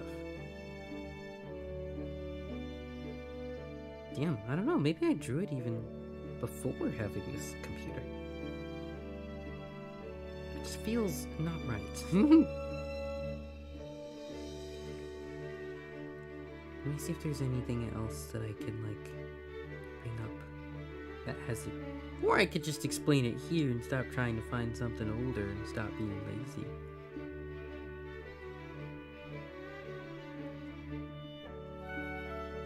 Oh, kitty go mama. Hey, are you not gonna lay on your window? Let's see, this one's pretty old. Do I do it in this one? This was so good. Ugh, I hate, like, looking at my past art and being like, I used to think that this was bad. This is good. So good. Shows you how my self-esteem has, like, really evolved. Like, it went all the way down, and now I'm, like, working on building it back up. Hi, girly, do you want to come up? There's not much space for you. I'm sorry. Dad needs a lot of space. Yeah, this is a really good old piece. This one doesn't have the new shading style in it, though. So I will just show you. What's up, girly? You keep staring at me. What? What? Come up. Come here. Look, you have some space. Come here. She keeps, like, sitting there and staring at me. She wants to come up. Come up. You've got room. You're a cat. Come here. Good girl. Hello, baby. Hello, mamas. Hello. Did you miss anything? I was getting ready to teach some of my shading style, but you didn't miss much, honestly. Hello, mamas. Hello. Hello. Oh, yes, you wanted loving. Oh, she wanted lovey-dove. Are you gonna sit with me or are you gonna leave me? You're gonna leave me after all I did. Oh, I give her space and she leaves me.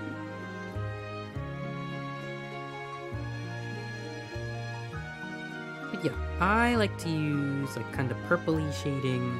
And usually when I'm getting ready to paint, I literally just splash that shit anywhere I feel like there should be a shadow. So like underneath the neck, for example, is a place where a shadow should be. Like these places underneath the hair, it's a place where a shadow should be.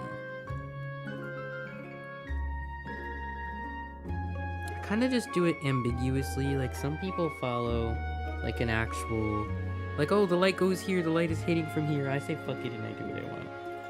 She's gonna drink water, please. I haven't like physically seen her drink water in a second, and I want to make sure the new filter is showing her that the water is like clear. Are you gonna sit? Or are you looking for the treat that I hid there earlier that you already found? Yep, that's exactly what she's doing.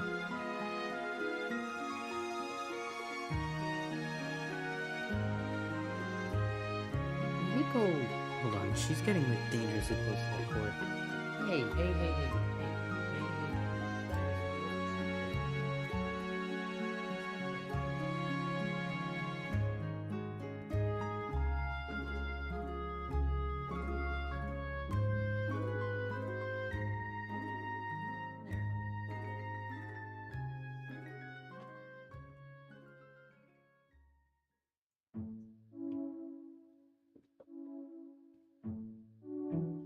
Yeah, she's smelling the remnants of whatever treat was there that I hid near her water tin. Water fountain. But the treat's not there anymore, so if she keeps trying to bite around there, she's just gonna like start chewing the cord, and I don't want that.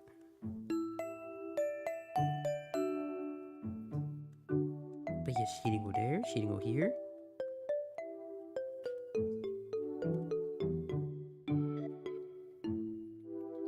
Just play around with it, do what feels right. That's what I say. Some at like the bottom of the face. This part is mainly shrouded in shadow. And then what I do for the outsides of shadows is I get like a pinky color. I make it a lot more pink. And put that like on the edges. Because I think red very much gives like frontal, while the more blue that you go gives like, oh, this is in the back. More pinky, please. So then I kind of just, I guess for something like this, I just like splotch this around and kind of go in and mess with it.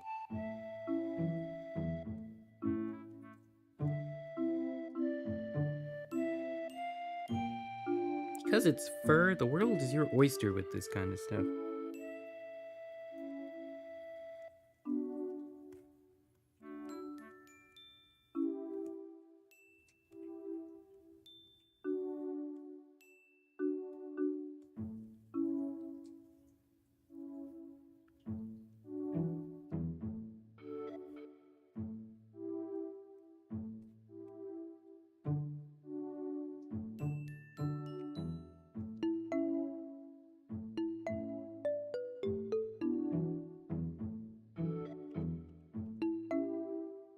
Only time I'm gonna use the lasso tool, because I don't want it to touch the really nice arm markings that I made.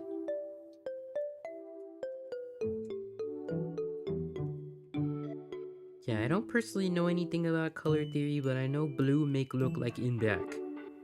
Yes. Alright, so now we're gonna mess around with our line colors a little more, and then we're gonna get painting. Some of these I wish for them to be more pinky.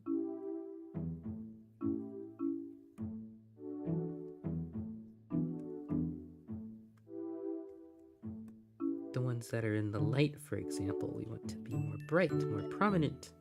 While the ones that are in the dark, we want those to be dark. We want those to stay.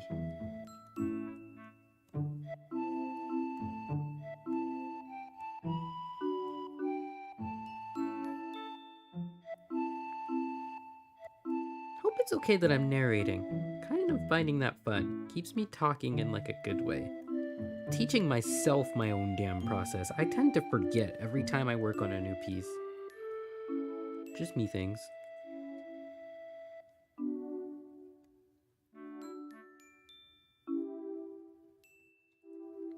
Positive yapping, exactly.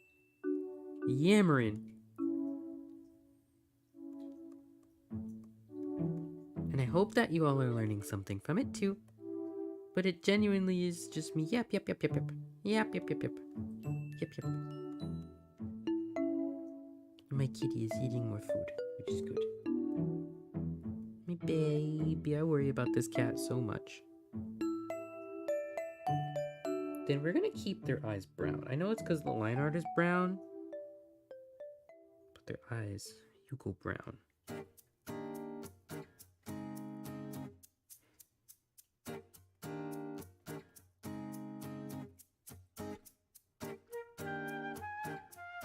We'll like do like blue, purple, brown. There you go. Wow. All right, now we paint, and I put a layer over this bitch, and I just kind of do whatever.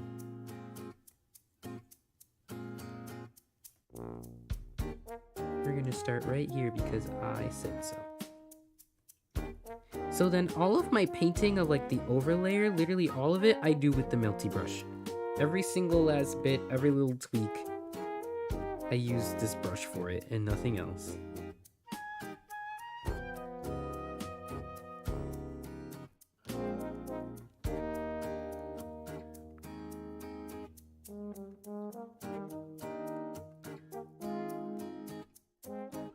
Also, isn't color theory so fun?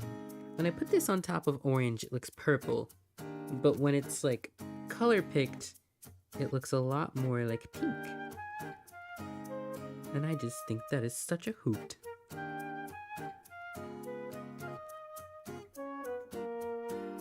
Though don't ask me why, because I would not be able to explain.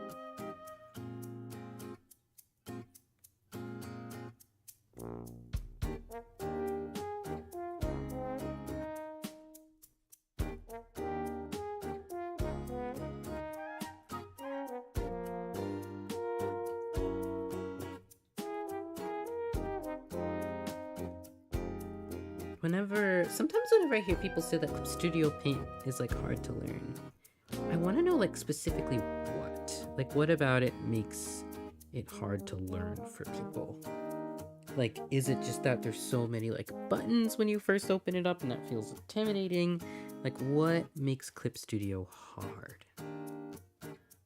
Just coming from a person who didn't have like a hard time with it, I guess. I never really struggled, so like I always get really curious when people say that it's like hard. Where'd go, honey?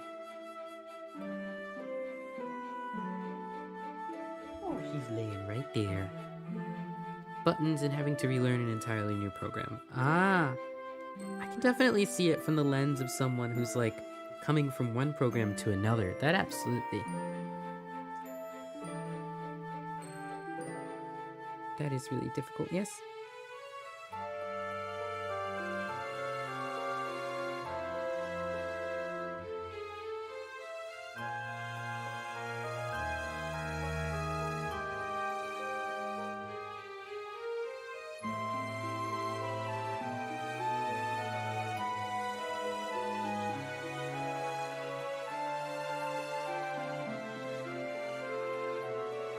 Honestly, I feel like the hardest part about art for me is how critical I am with myself over it, and how I can't hold my fucking back in a good position. Those memes where they talk about artists having back problems, they're fucking true. Ouch.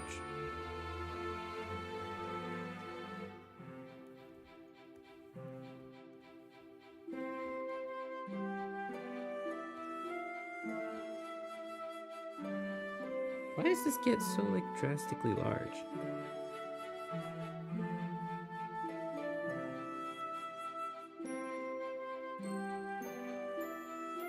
Texture. Eucalyptus. Yo, I forgot where that was from. Like literally all my life I was going like eucalyptus without knowing where it was from, and it's from the fucking episode where like Jake disguises himself as Finn to go save like Fire Princess. And all this time I didn't know. I was just saying it.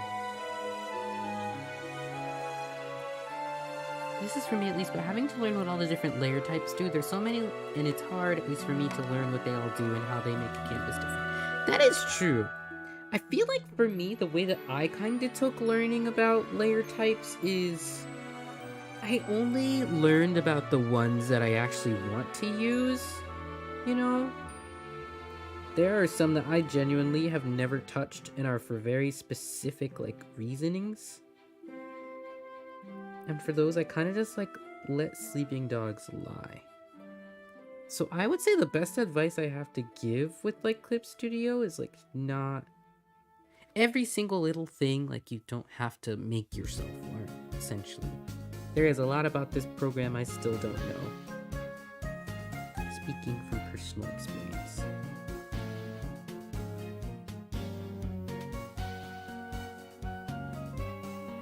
Maybe that's why I found it so much simple. I wasn't like really concerned about like what everything did. But it is also a very like not bad thing at all to be concerned about that, because you want to get the most use possible out of your program, especially if it's expensive, like Clip Studio is.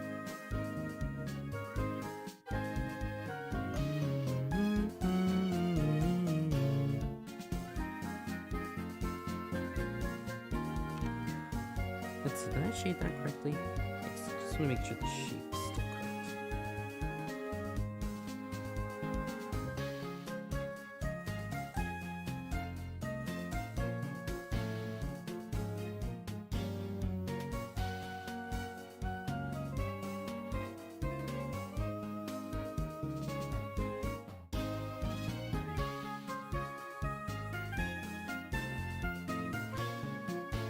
This character is very rat-like, and I think they're cute. I accidentally made them very rat.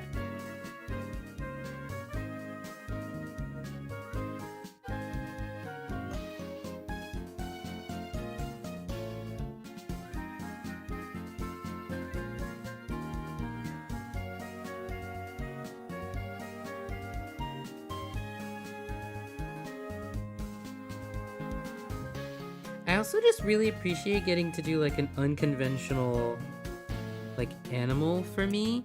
I'm usually doing like wolves, dogs, cats. I've never done a skunk before. My fucking chair, it's so hard to get comfortable. I've never done a skunk before, so this is a very fun first experience for me. Then also just like a test of like the knowledge that I picked up from like that video, especially.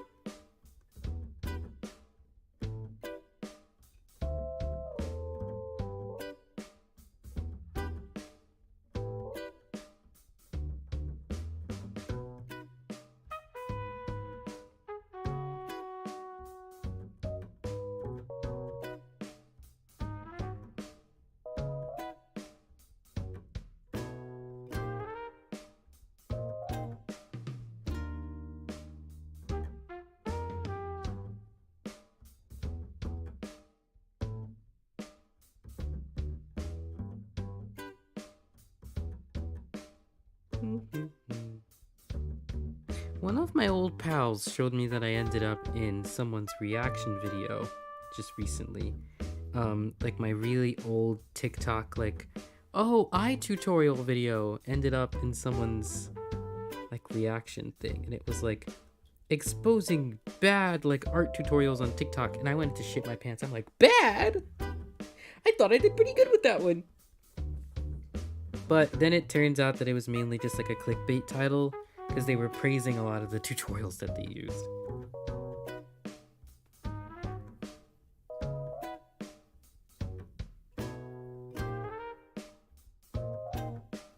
But yeah, it had me scared for like a solid second because I was like, wait, I felt like I actually kind of coped with that tutorial. If they call it bad, I'm gonna cry. I'm actually gonna shit myself, cry, and die. But no, they were like, I actually really like all the colors in these eyes, and I feel like I'm gonna have to come back and learn from this later. And I was like, woo, yeah, yippee, woo, yeah! But don't scare me like that, man.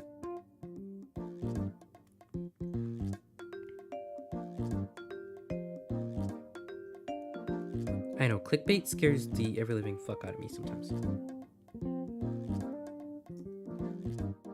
Yeah, because they'll be like, oh, where's art tutorials on TikTok? And then a lot of it is actually stuff that they enjoy. But they only say, like, the clickbait just, yeah, to get people to click on it. Which, hey, it worked. I clicked on it out of pure fear.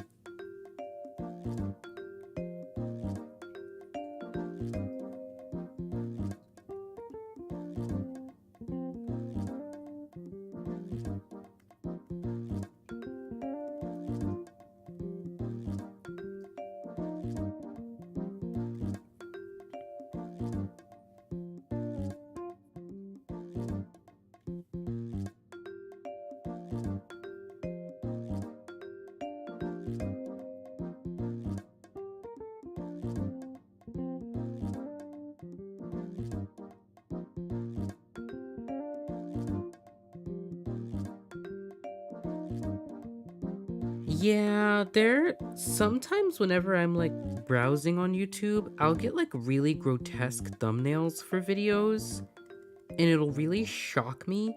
I can literally be looking up like anything, and I'll get like some grotesque, weird, like pimple image, and it's really bad. And I don't know why, like it just suddenly decides to choose violence like that. But I really don't like it, and it makes me not want to like search for anything. But I've definitely seen like the AI art. That I've seen.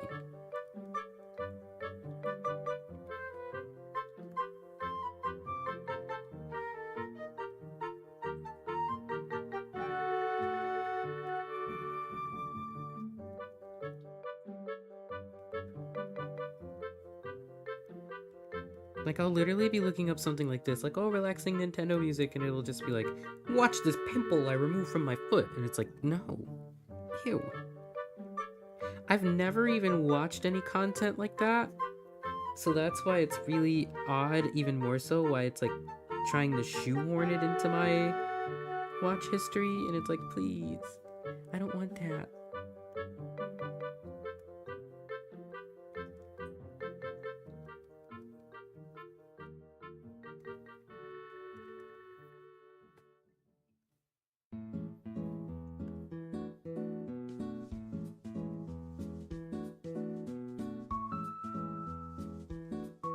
Oh, this baby's coming out so pretty so far. Wonder where my cat is. Oh, she's getting ready to eat on the bed. I miss her sleeping with me. She's cut back on sleeping with me ever since it's gotten like hotter. And like with the AC being on and blowing in like the direction of the bed, which I know isn't good, she hasn't like enjoyed eating with me either.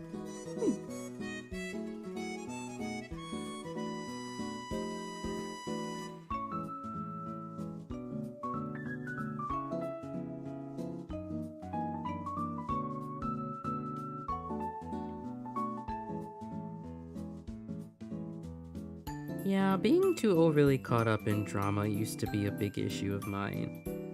Now I just choose to not give a damn.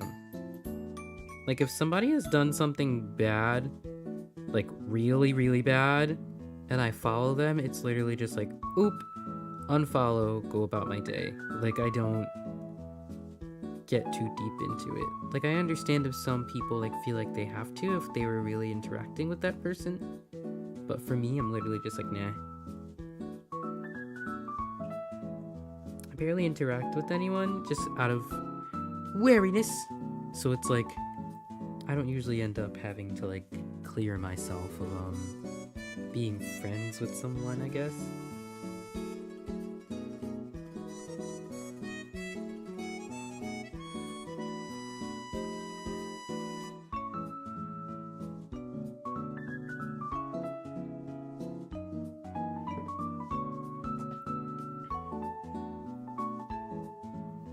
I usually find myself watching like food videos are my favorite, very much so.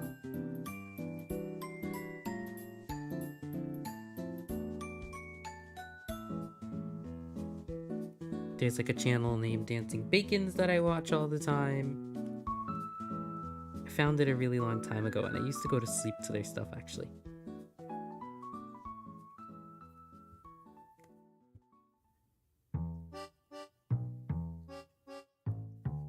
I also enjoy a good learning moment. I specifically like grotesque medical related things, yes.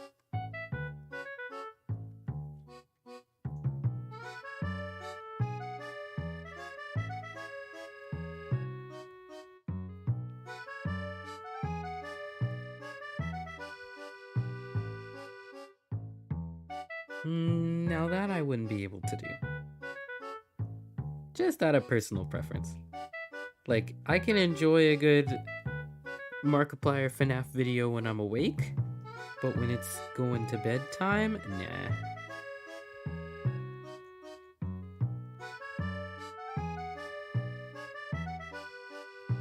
Also, give me a second, I have to piss.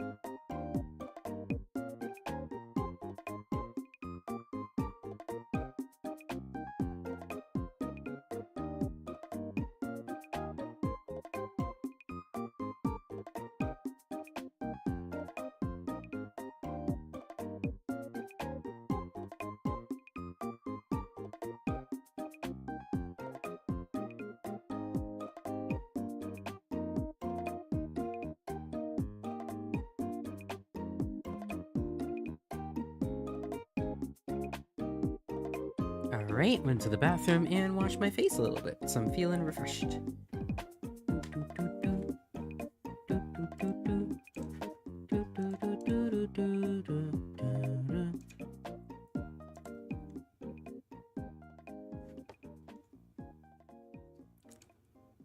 Okay.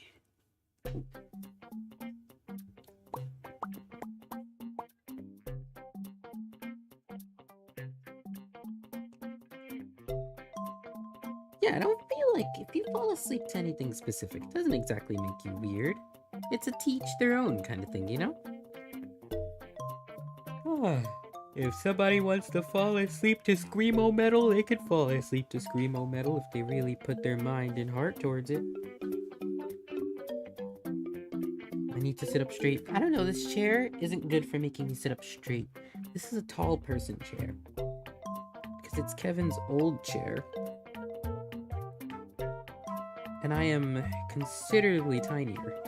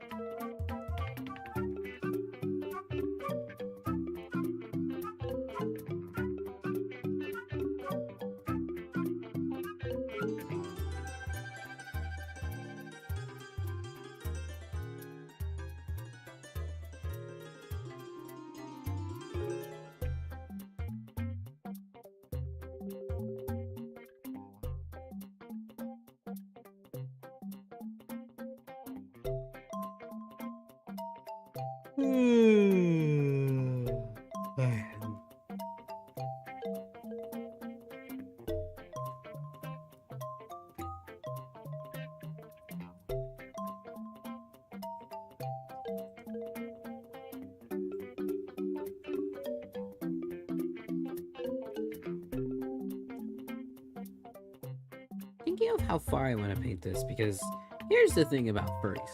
When you're painting like a furry, like a fuzzy furry, it can take longer because you're painting fur.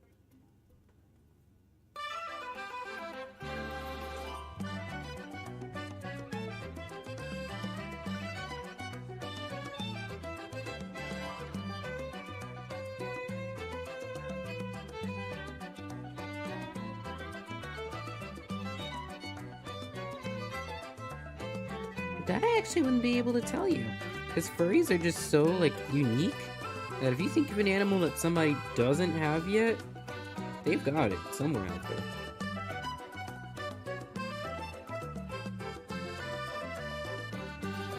Because, like, birds and equines are really popular, like, species to choose.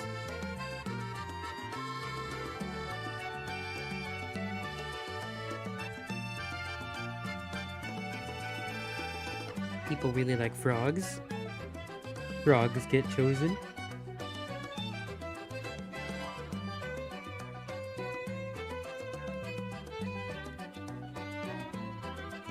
Oh, I'm getting hungry, that's what it is. Just a second. I'm gonna get an apple.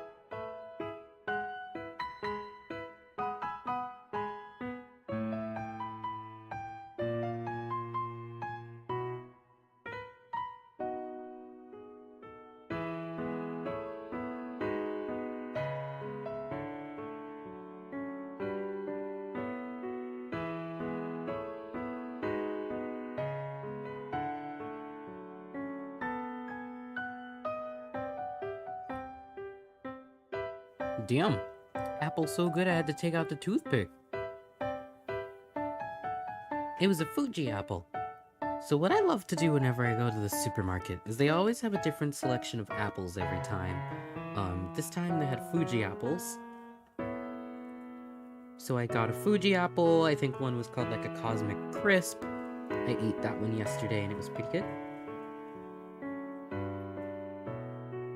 But yeah, I love to grab different selections of apples. And just kind of go through eating them and being like, ooh, like I love the flavor profile of this apple. Or, not really feeling this apple very much. Because they all have different flavors to them. Like how Cloudy, I think it was either Cloudy or Kira the other day said that they don't prefer red apple skin, but they like green apples, for example. That's very valid because apples taste very different.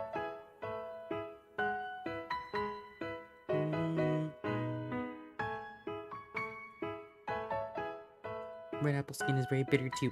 That's exactly what you said. And I am a personal fan of red apples. I actually kind of like the bitterness. It levels out the sweet for me, but I could also understand it being too overwhelming of a flavor. Especially if you have like sensory issues. Day! Hello! Yes, I am a cutie. I'm feeling cutie mode right now. So it is okay to call me cute. That is fine. When I'm feeling grown-ass man mode, I prefer grown-ass man. But currently, I'm creature. Hello, Day. How you doing?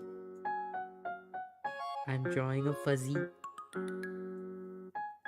I'm almost being really meticulous with the face. I feel like I have to move on a little bit.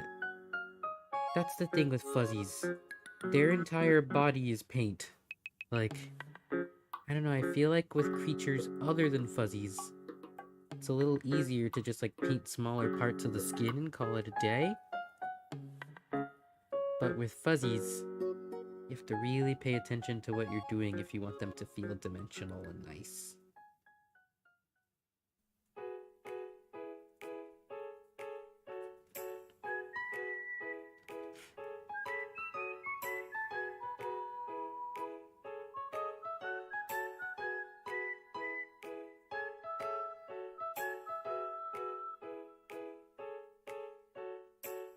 Because it's also just really easy to lose like the dimensionality of a fuzzy.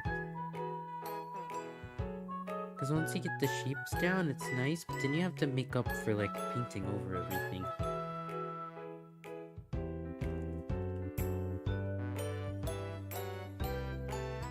Yes!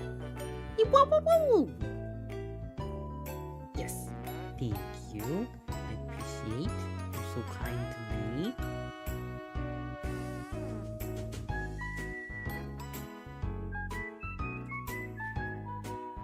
Well, that's where it's from. It's Yoshi related. I was wondering why I've heard this before.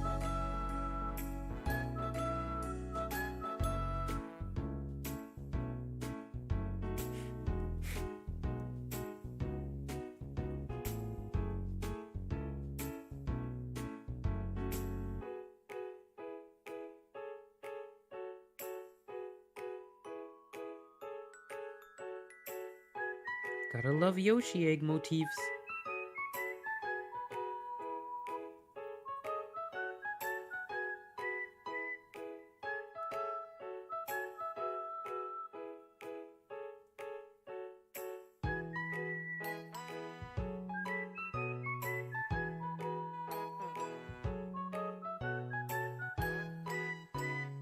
I never got to play Yoshi Island. I wonder if Kevin did. As the Mario Man. I'm more of the Sonic kid than the Mario kid.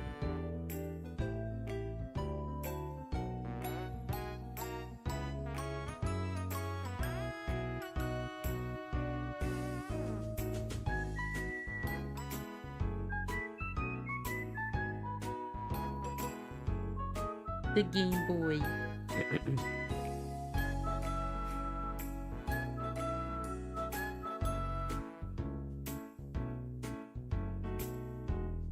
Okay, but for a single parent, Yoshi kinda slayed.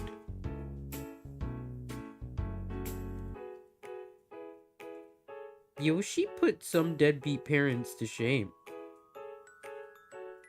Not even some, all.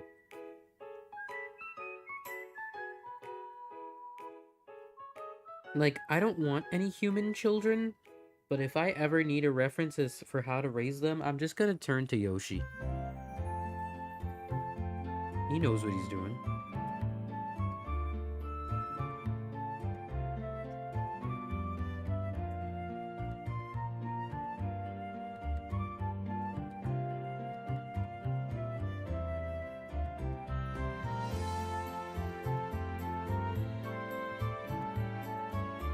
We're just gonna let that piece be.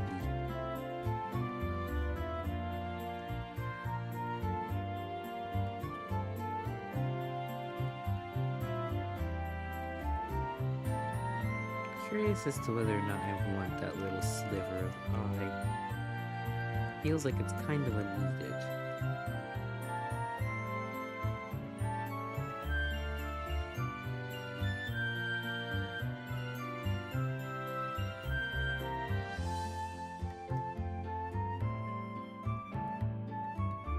Maybe like really gently.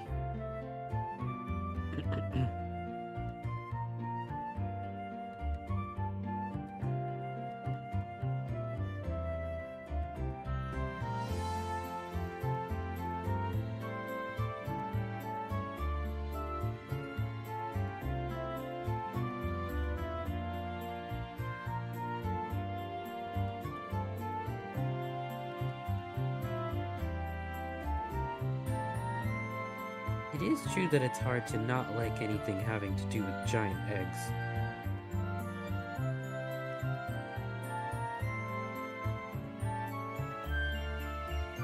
It's really hard to have, because of this character's oh so vibrant orange, my head looks at them and thinks fox. But in the furry community, not all foxes are orange, and not all orange are foxes.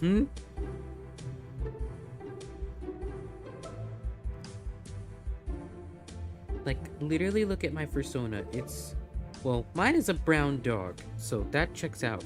Kevin's fursona is a blue cat. Like, you can get really silly.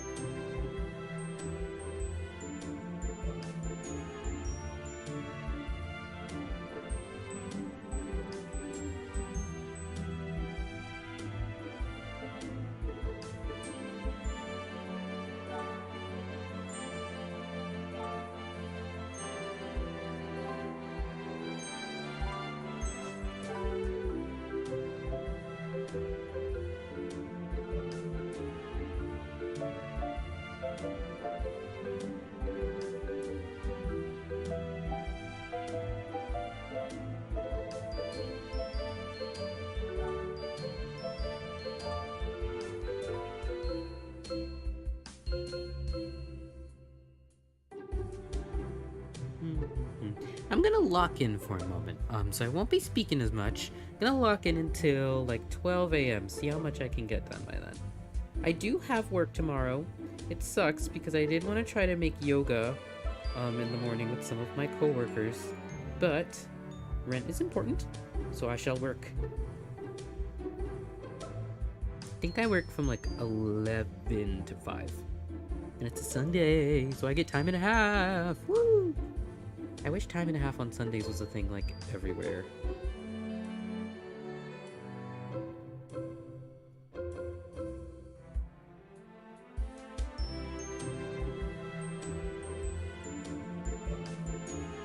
Sunday is like literally the biggest part of my paycheck. I'm not even lying to you.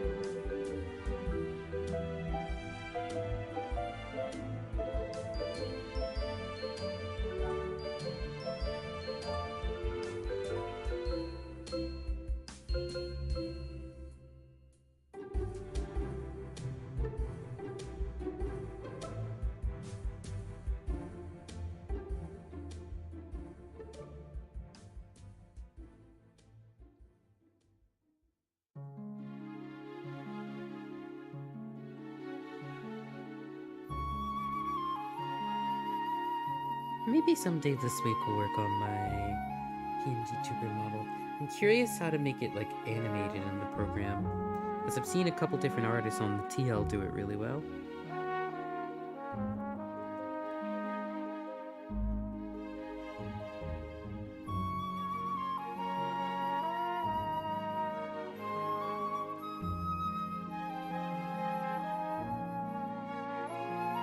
Hello, buddy. Dad is in lock-in mode right now. I apologize.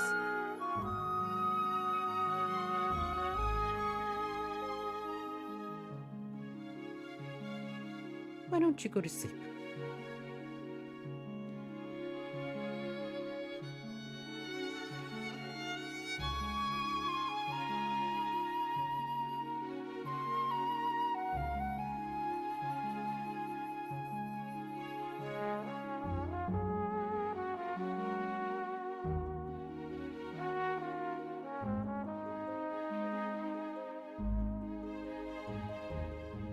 See, so one thing that I learned from this one Japanese artist that when it comes to rendering, render the pieces that are mainly gonna be like looked at. So for example, in this scenario, it's the face. That's like a big I'm going to look at you piece. Trying to think of like where else on our fuzzy friendo. There's a really big rendering area like the chest, upper body. There are some areas that you can absolutely skimp out on to save some time.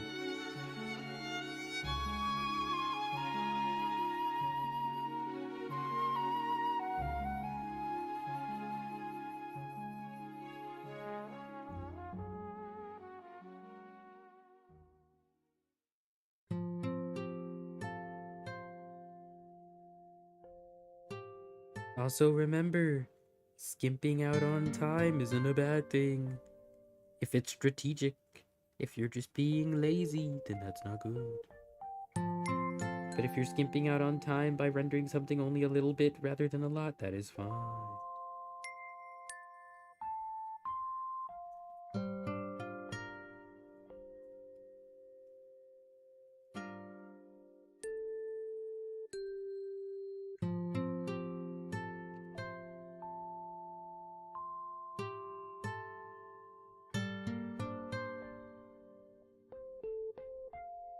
Let's move on to the chest a little.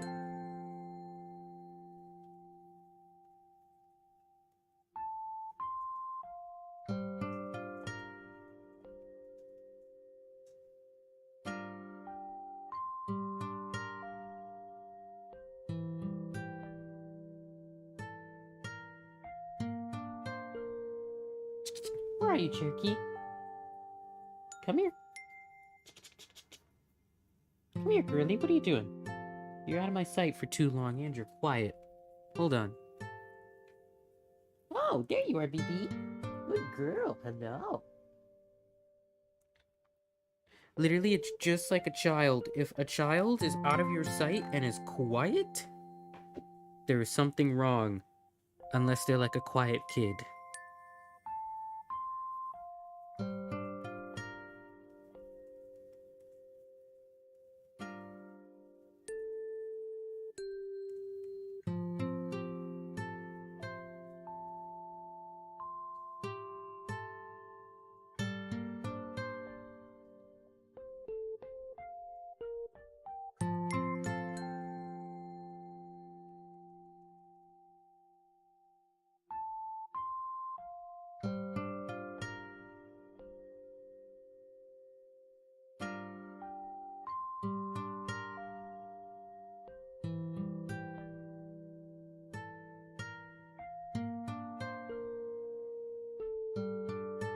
Mm-hmm.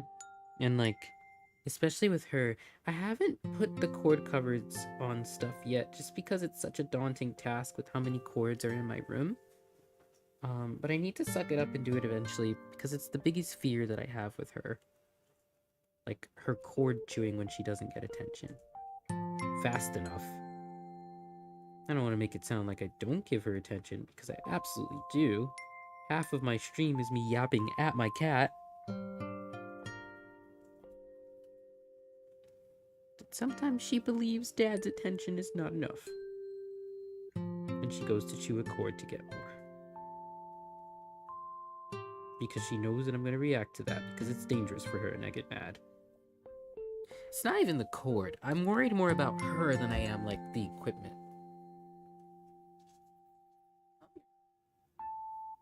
Oh, well, I can tell you want attention. Come here.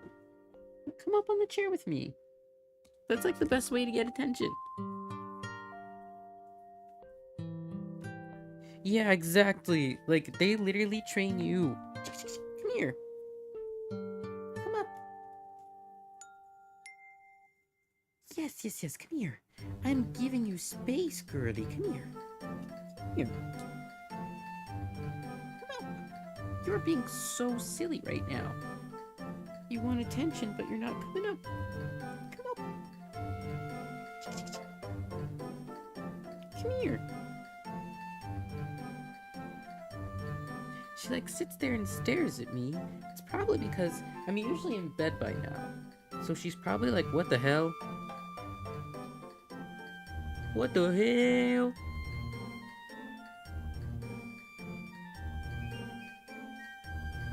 She's like, oh, you're up for longer? So play with me, idiot.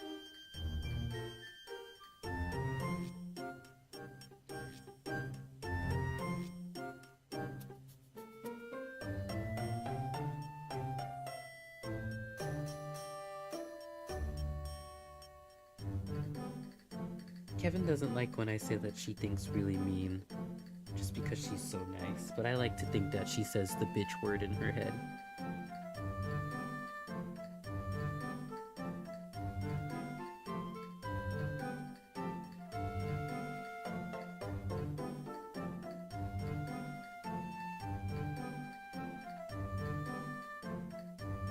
Yeah, because she's like a really sweet cat, but I like to think that she's like, get out of bed, bitch. Feed me, bitch. Like, it's a cat. Of course she's gonna think that way.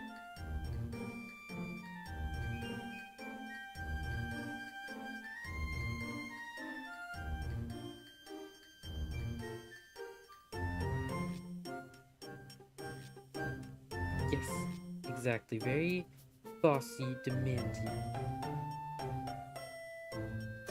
I don't think she's bossy. She can definitely get demanding. Like, if I don't get up fast enough, she starts, like, doing mischiefs. That's being demanding, in my opinion.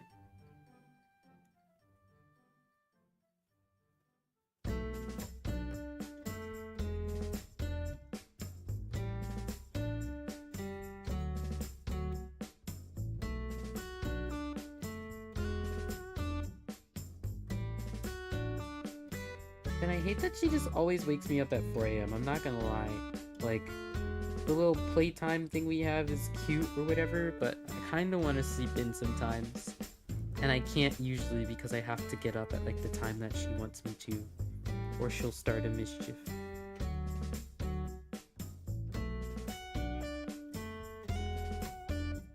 And I know they said part of making her not do that anymore is literally like cold turkeying her outside of the room.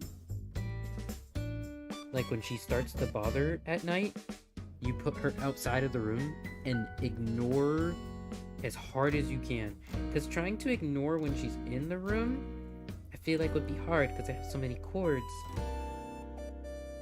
So as soon as I gain the ability to safely put her outside without like worrying about what she could get into outside, then that'll be my go-to to hopefully make her stop waking me up at 4 a.m. Sometimes it's helpful. Like on Tuesdays and Fridays, I have to be to work by like 7 a.m. So it's helpful then, but especially on my days off, I can't do that. Hold on, let me give you some of the back of the chair. You like that more? Here. There you go. Do you like the back of the chair more? Love you, baby. You are so soft. You're so soft, girly. Take very good care of her fur. She also gets her salmon oil for her omega-3s. Love to take care of my cat. Speaking of taking care, I need to order her more of her urinary care drops. I used my credit card for a lot this month because of needing every single penny for like rent. So I'm hoping that my first paycheck of July that I get will be able to cover all of what's on my credit card. It's literally mainly like food.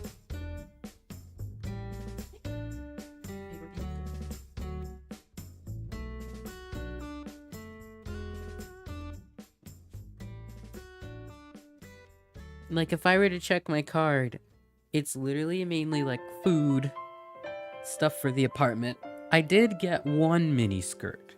That I will call out. I bought a mini skirt. But at least it was only one and it wasn't multiple mini skirts. And I felt like I quite deserved that mini skirt.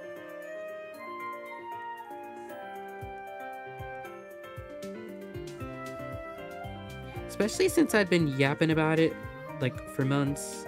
Literally, when Kevin and I went to Boston for Pride, I went to the store that was there to look for if they had the size I was trying on, or, like, wanting to try on. It was literally a whole adventure for that skirt, so it made sense for me to buy it.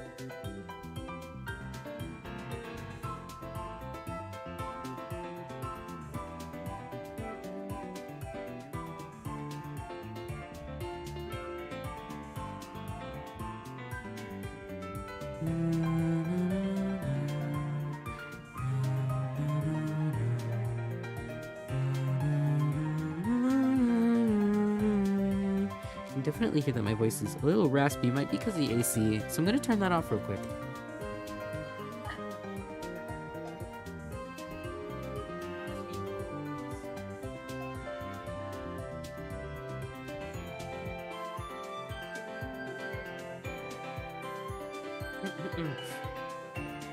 Ooh, let's see, how long have we been streaming? 3 hours and 18 minutes.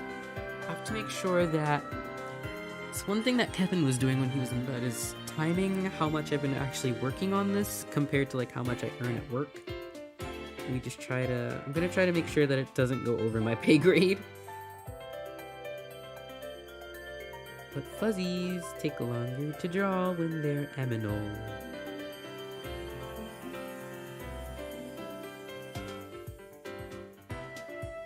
Well, not take longer to draw, because I feel like they're easier to draw, but harder to paint.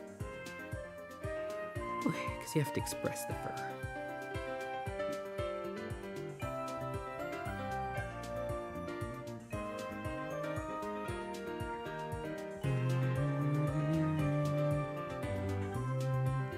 Okay, my youngest dog used to watch me sleep. What the hell? Brother, ugh. Yo, I'd fucking freak out at that. Yo, fruit fly, fuck off, dude. Yo, why all of a sudden? Literally kiss my ass.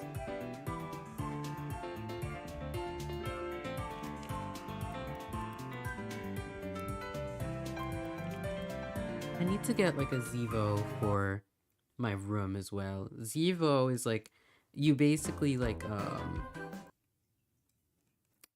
am I thinking? Oh no, is she pooping? Oh, she's pooping. It's gonna... Oh, fuck. It's gonna stink in here. A Zevo is basically like a bug catcher, but it's light.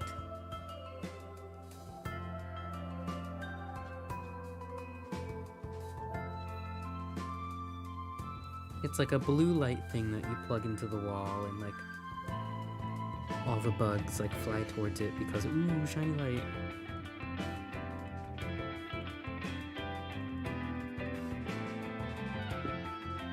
Yeah, she definitely wants to play. She's playing with herself right now, which isn't bad.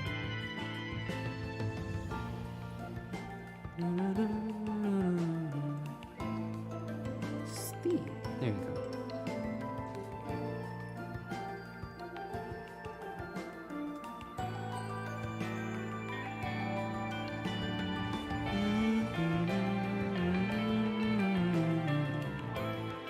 Kinda wanna play Kirby's Forgotten Lands, but I just don't have like the $60 to spend on the game.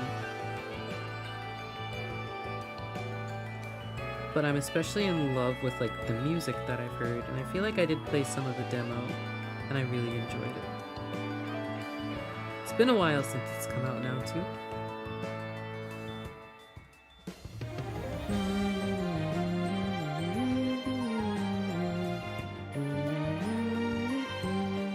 You gonna drink water, missus? I haven't seen you actively drink water yet, but the level has been going down, so I've been drinking while I'm gone.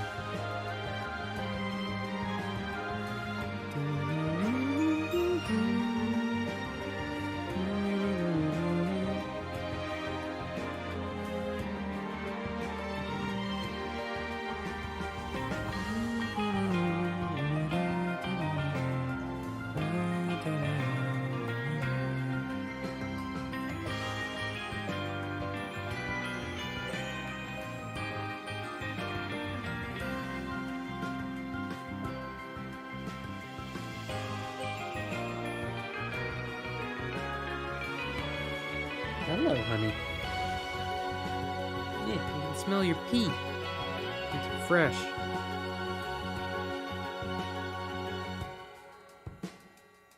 You didn't even cover it, it smells like. What do you think this is, an STI screening?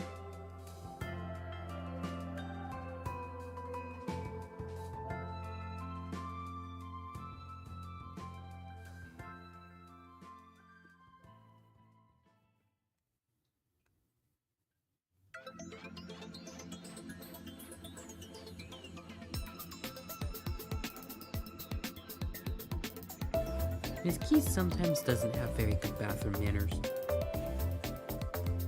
Like, some days she'll cover up really well, other days she'll be like, meh.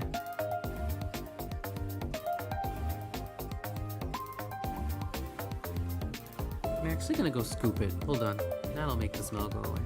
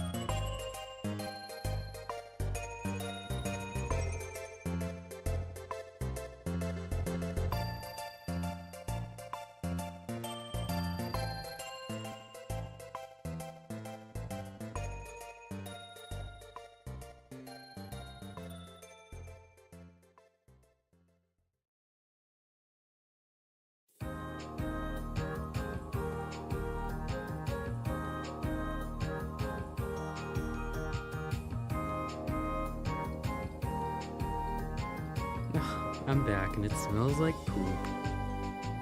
I turned up the air purifier in hopes that it'll get rid of it. I don't want to leave the door open because I have to watch her when she's out there. But leaving the door open would get rid of the poop smell.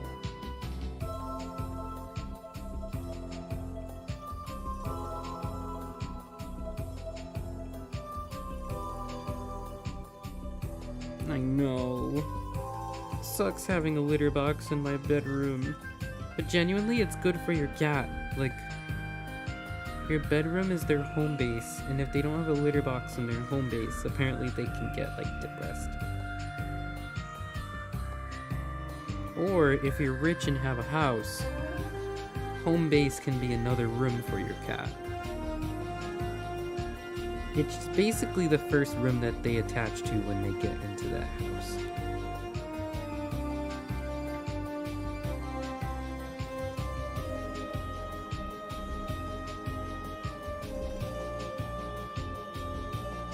So I essentially can't not have a litter box in my bedroom.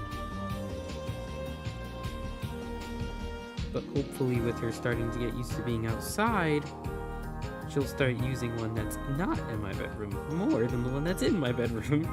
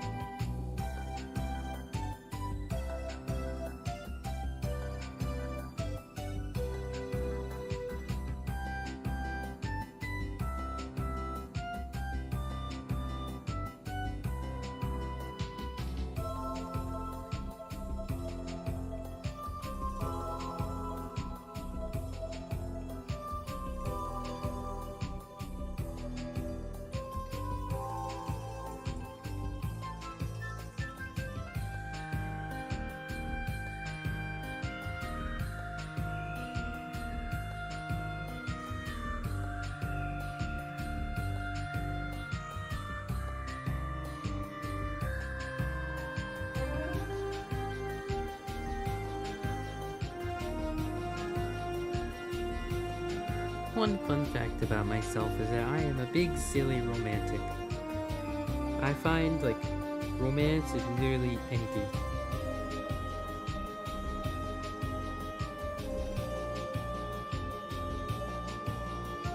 My favorite thing to find romance in is the winter, for video games. Because a lot of people don't like winter, but I find winter to be a very romantic season. That is like the perfect season to kiss in.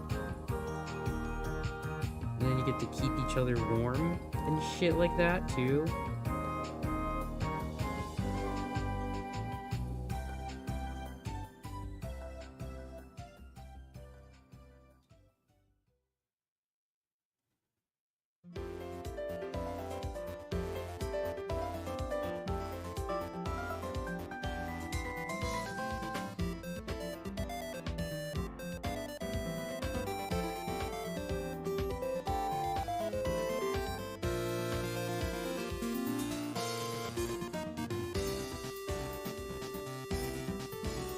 Thank you, and I hope that you have fun at the con that you're going to. Have fun. Enjoy, Neko. Oh, it's fucking bad. I'm sick of this fruit fly. What is it even living off of?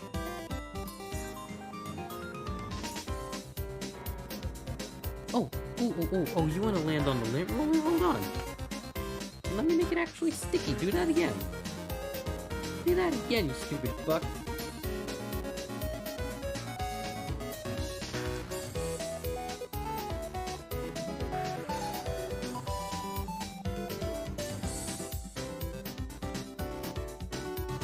Yes, I also do love Kirby music.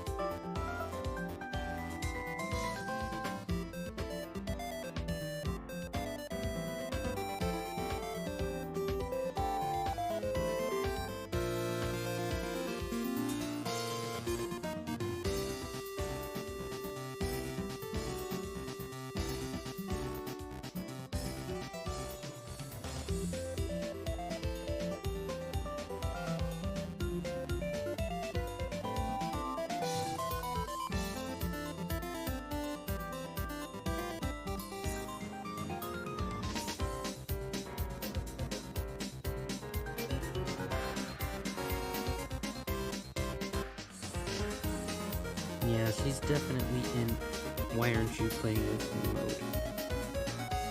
I apologize, Keys. Dad has something to do.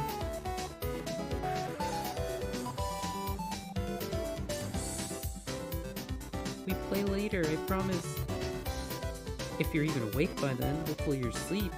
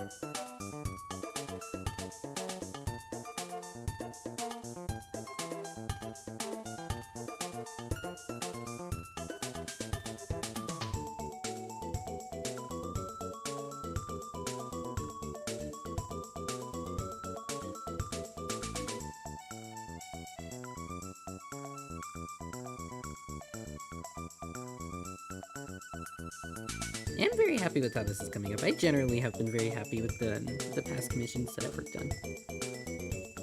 Also just proud of the fact that I'm here streaming. My big sister had said that she was very proud of me lately. And it was like, oh, wow. Feels so nice. Because I didn't think that I was doing anything like big or crazy. And like even the connection question at work was like, oh, what's something that you took a risk on lately and like it worked? Or didn't work, and like what was the outcome? What was it like? And it was like, oh, well, started trying to work on commissions again. That was a big risk.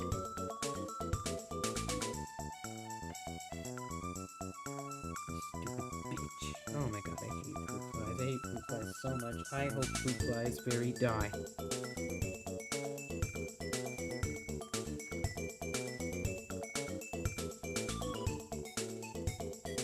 Literally, what is the point of fruit fly other than to be food?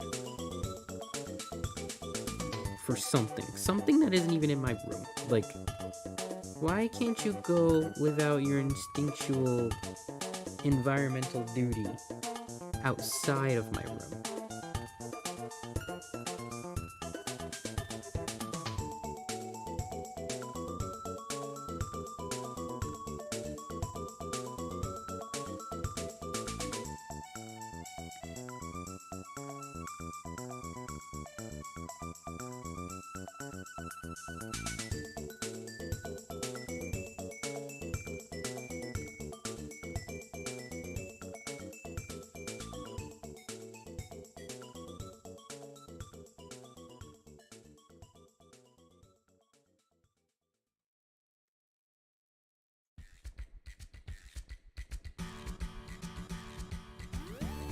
Sometimes I wish I could be a frog.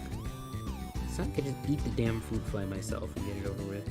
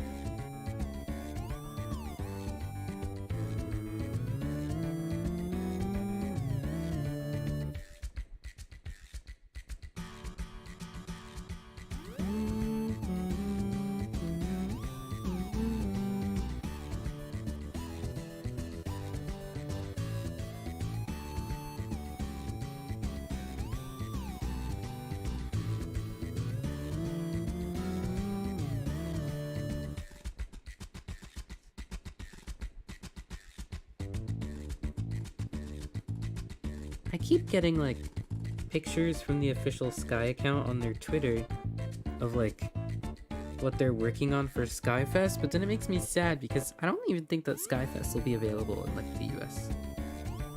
I don't know where that game company is based.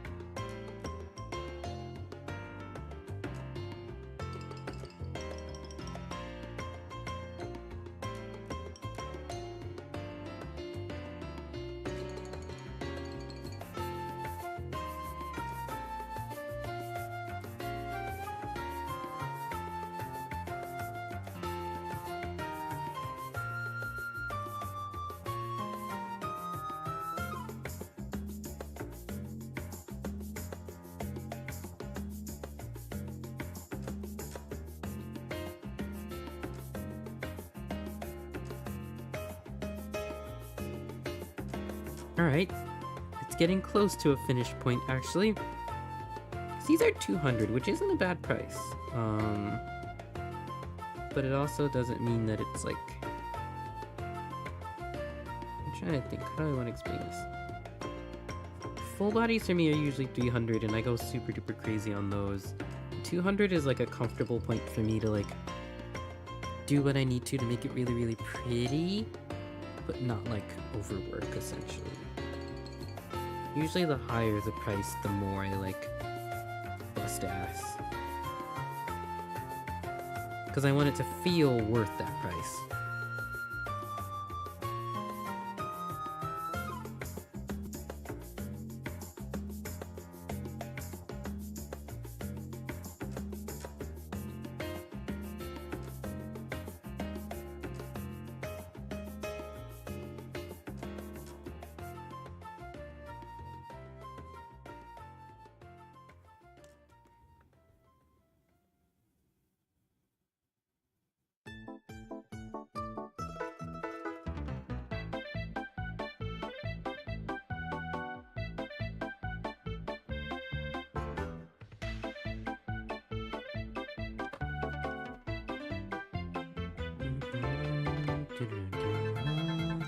It's specific Kirby music that I'm looking for.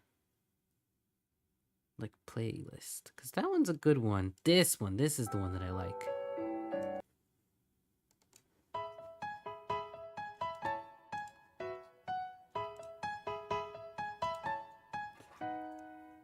Who's still up at this point?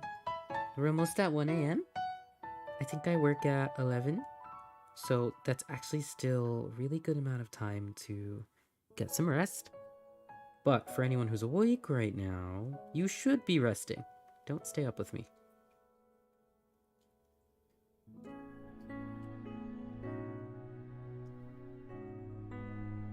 Stay up with me in the afternoon, not at night.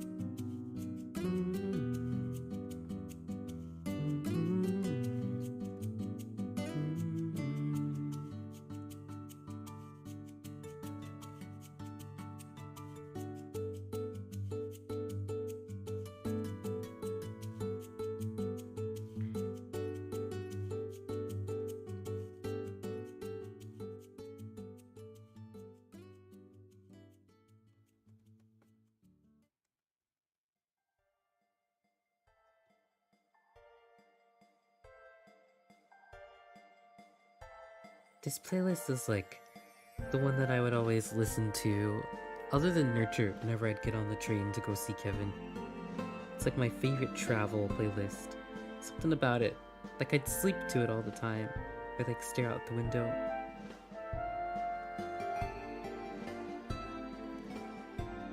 It's got a special little place for me.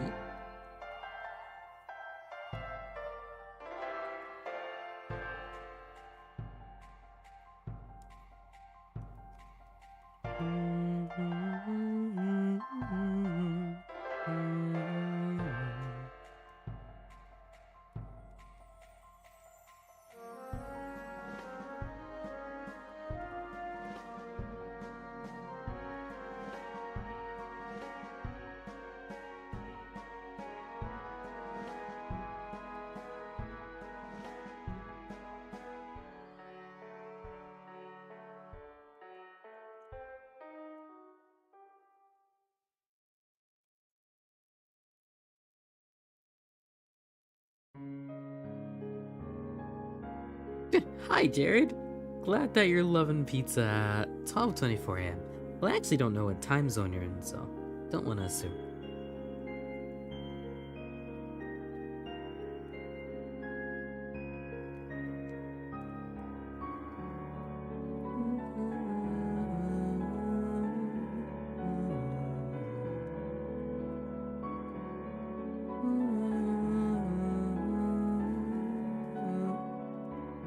Can't hit those. At least when I'm not bending over.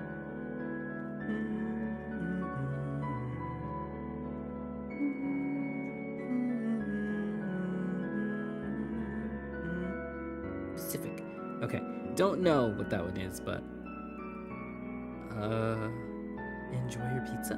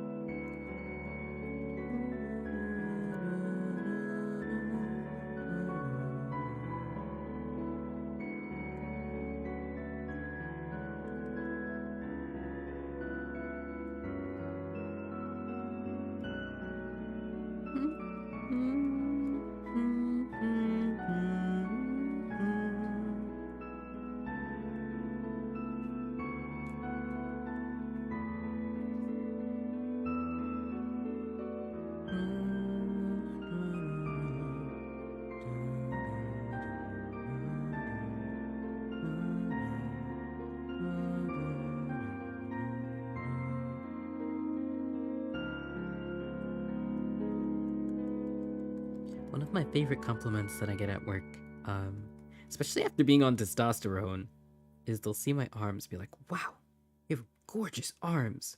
What is your workout regimen? Sit on my ass, pet cat, draw, eat hot chip, lie.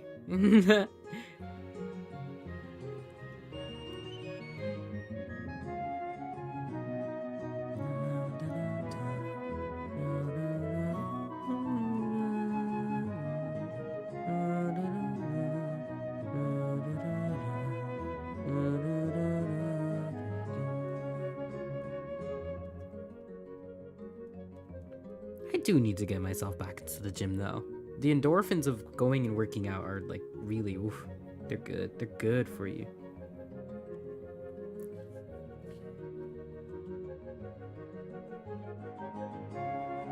Yeah, a lot of the songs in this playlist are gonna be remixes. That'll be fun for you, Jared.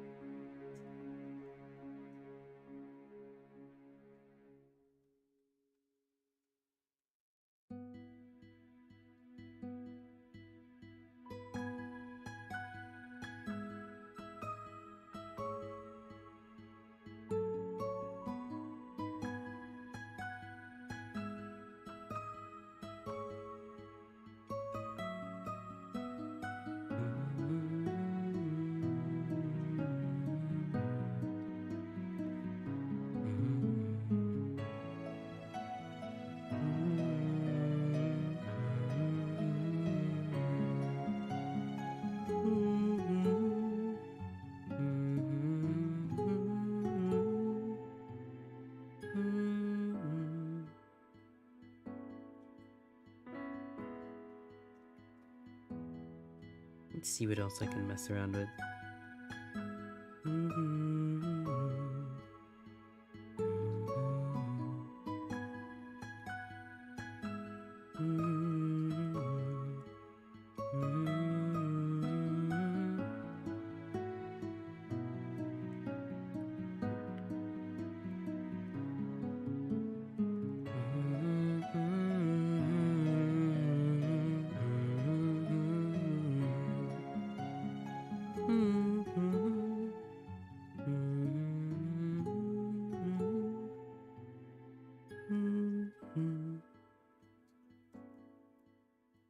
Alright, I feel as though we are nearing completion with this.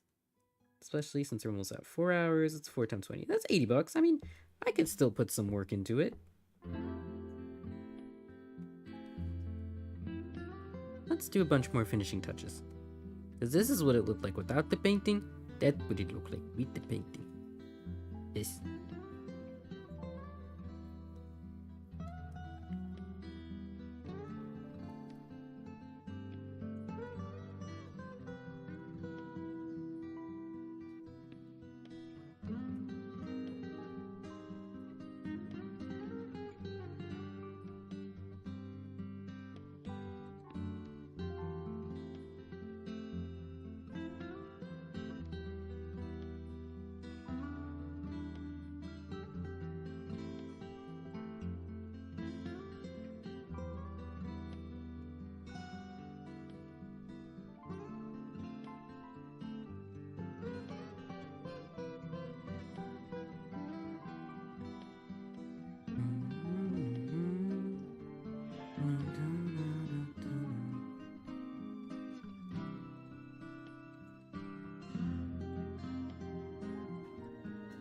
Give me just a second.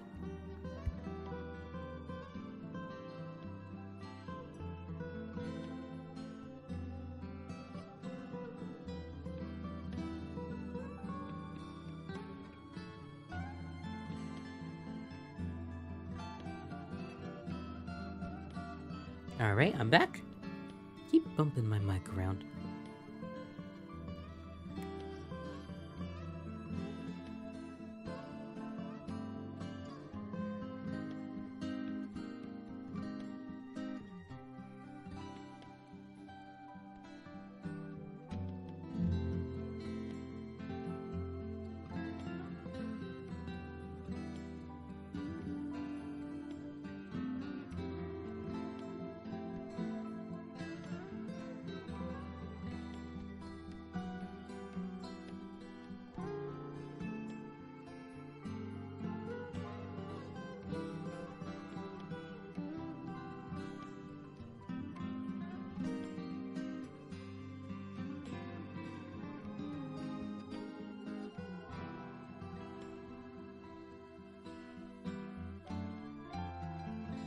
Where's the blur brush? This is really the only time where I'm gonna pull out like the blur.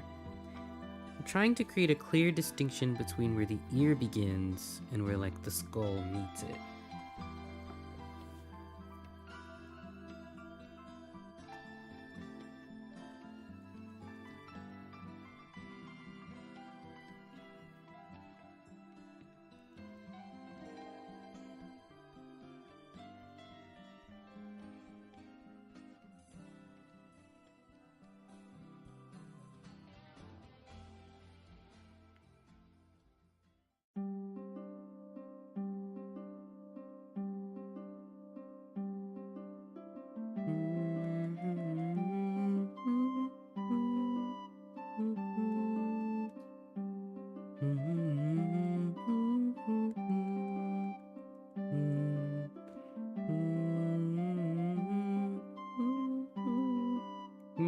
Notes are hard.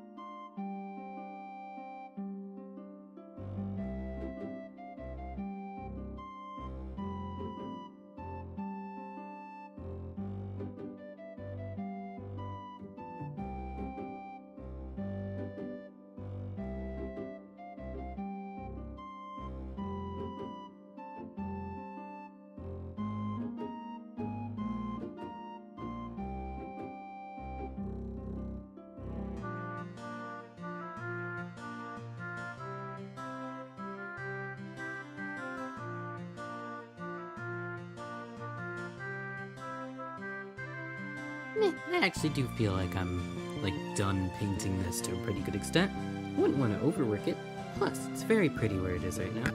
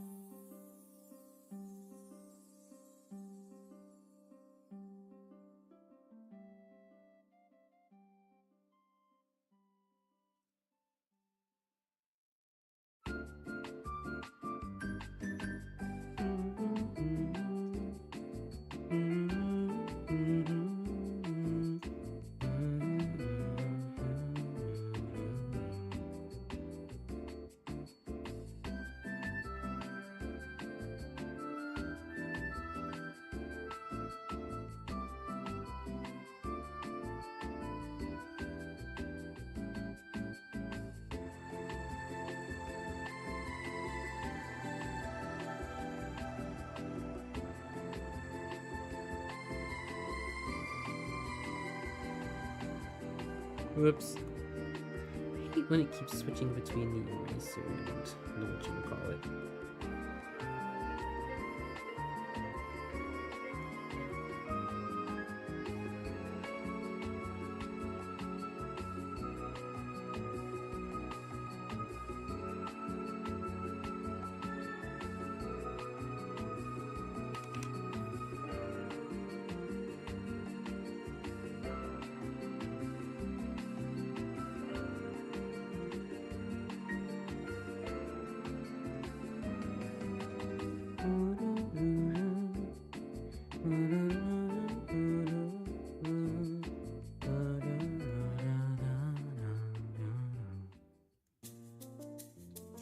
Alright.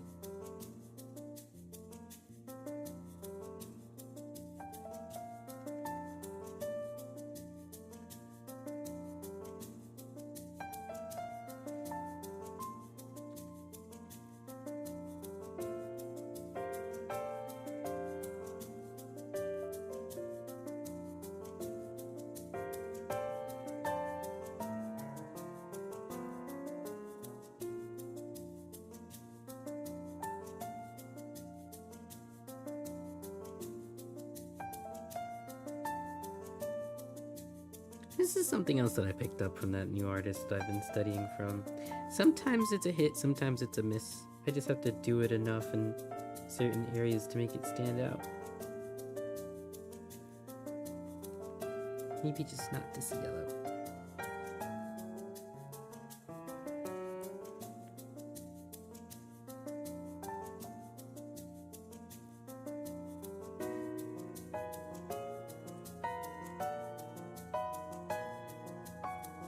But essentially this lining is just to help, like, certain details not get lost in the painting, especially if the character is all the same color.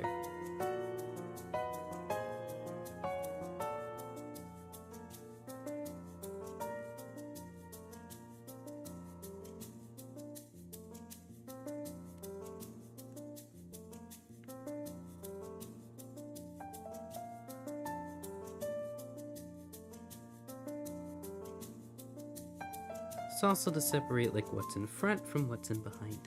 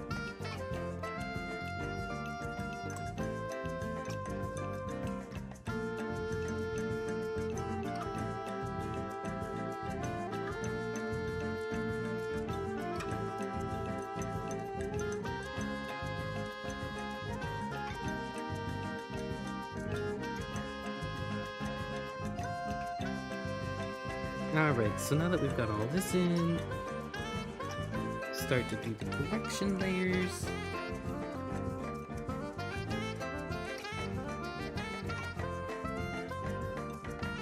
Our silly orange friend here is already pretty saturated, so no need to make it more saturated.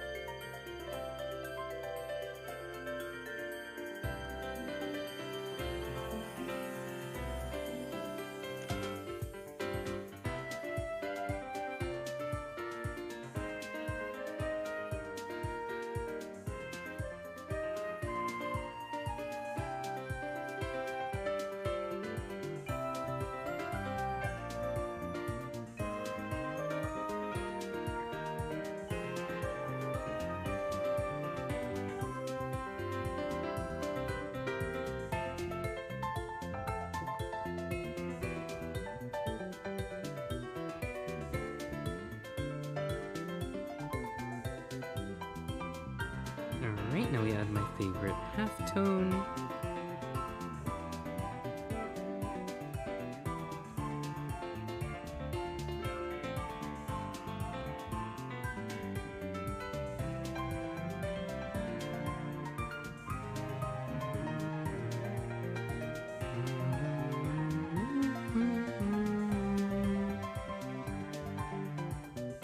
Once again, very quick trypophobia warning as I place this down and then mess around with it.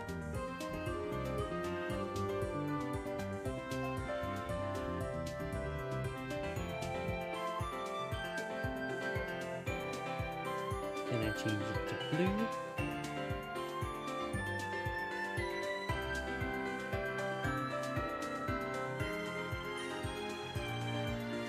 Soft light is actually kind of pretty here.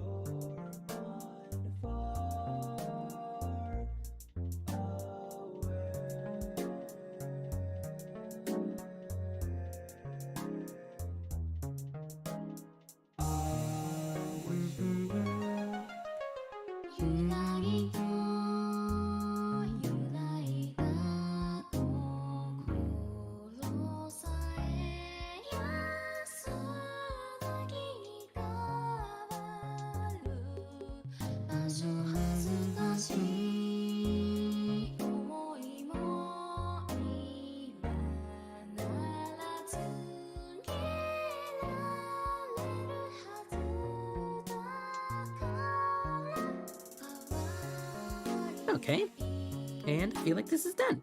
4 hours and 15 minutes. Very pretty. This one has to definitely be one of my favorites so far. And then we'll find my signature in the fur.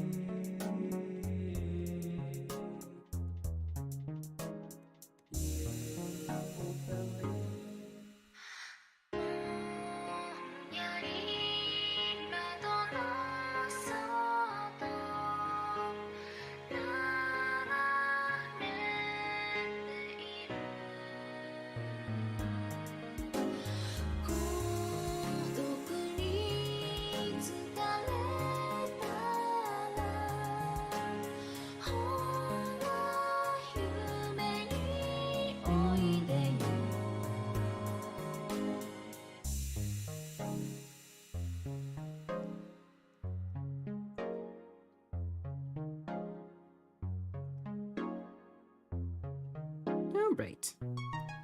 I think I'm done with this, and I'm pretty darn happy with it, yeah? Okay, so this is where we will end off for tonight. I want to thank you all for coming a whole bunch. I feel like this fluffy fuzzy came out very pretty. Very, very proud of them.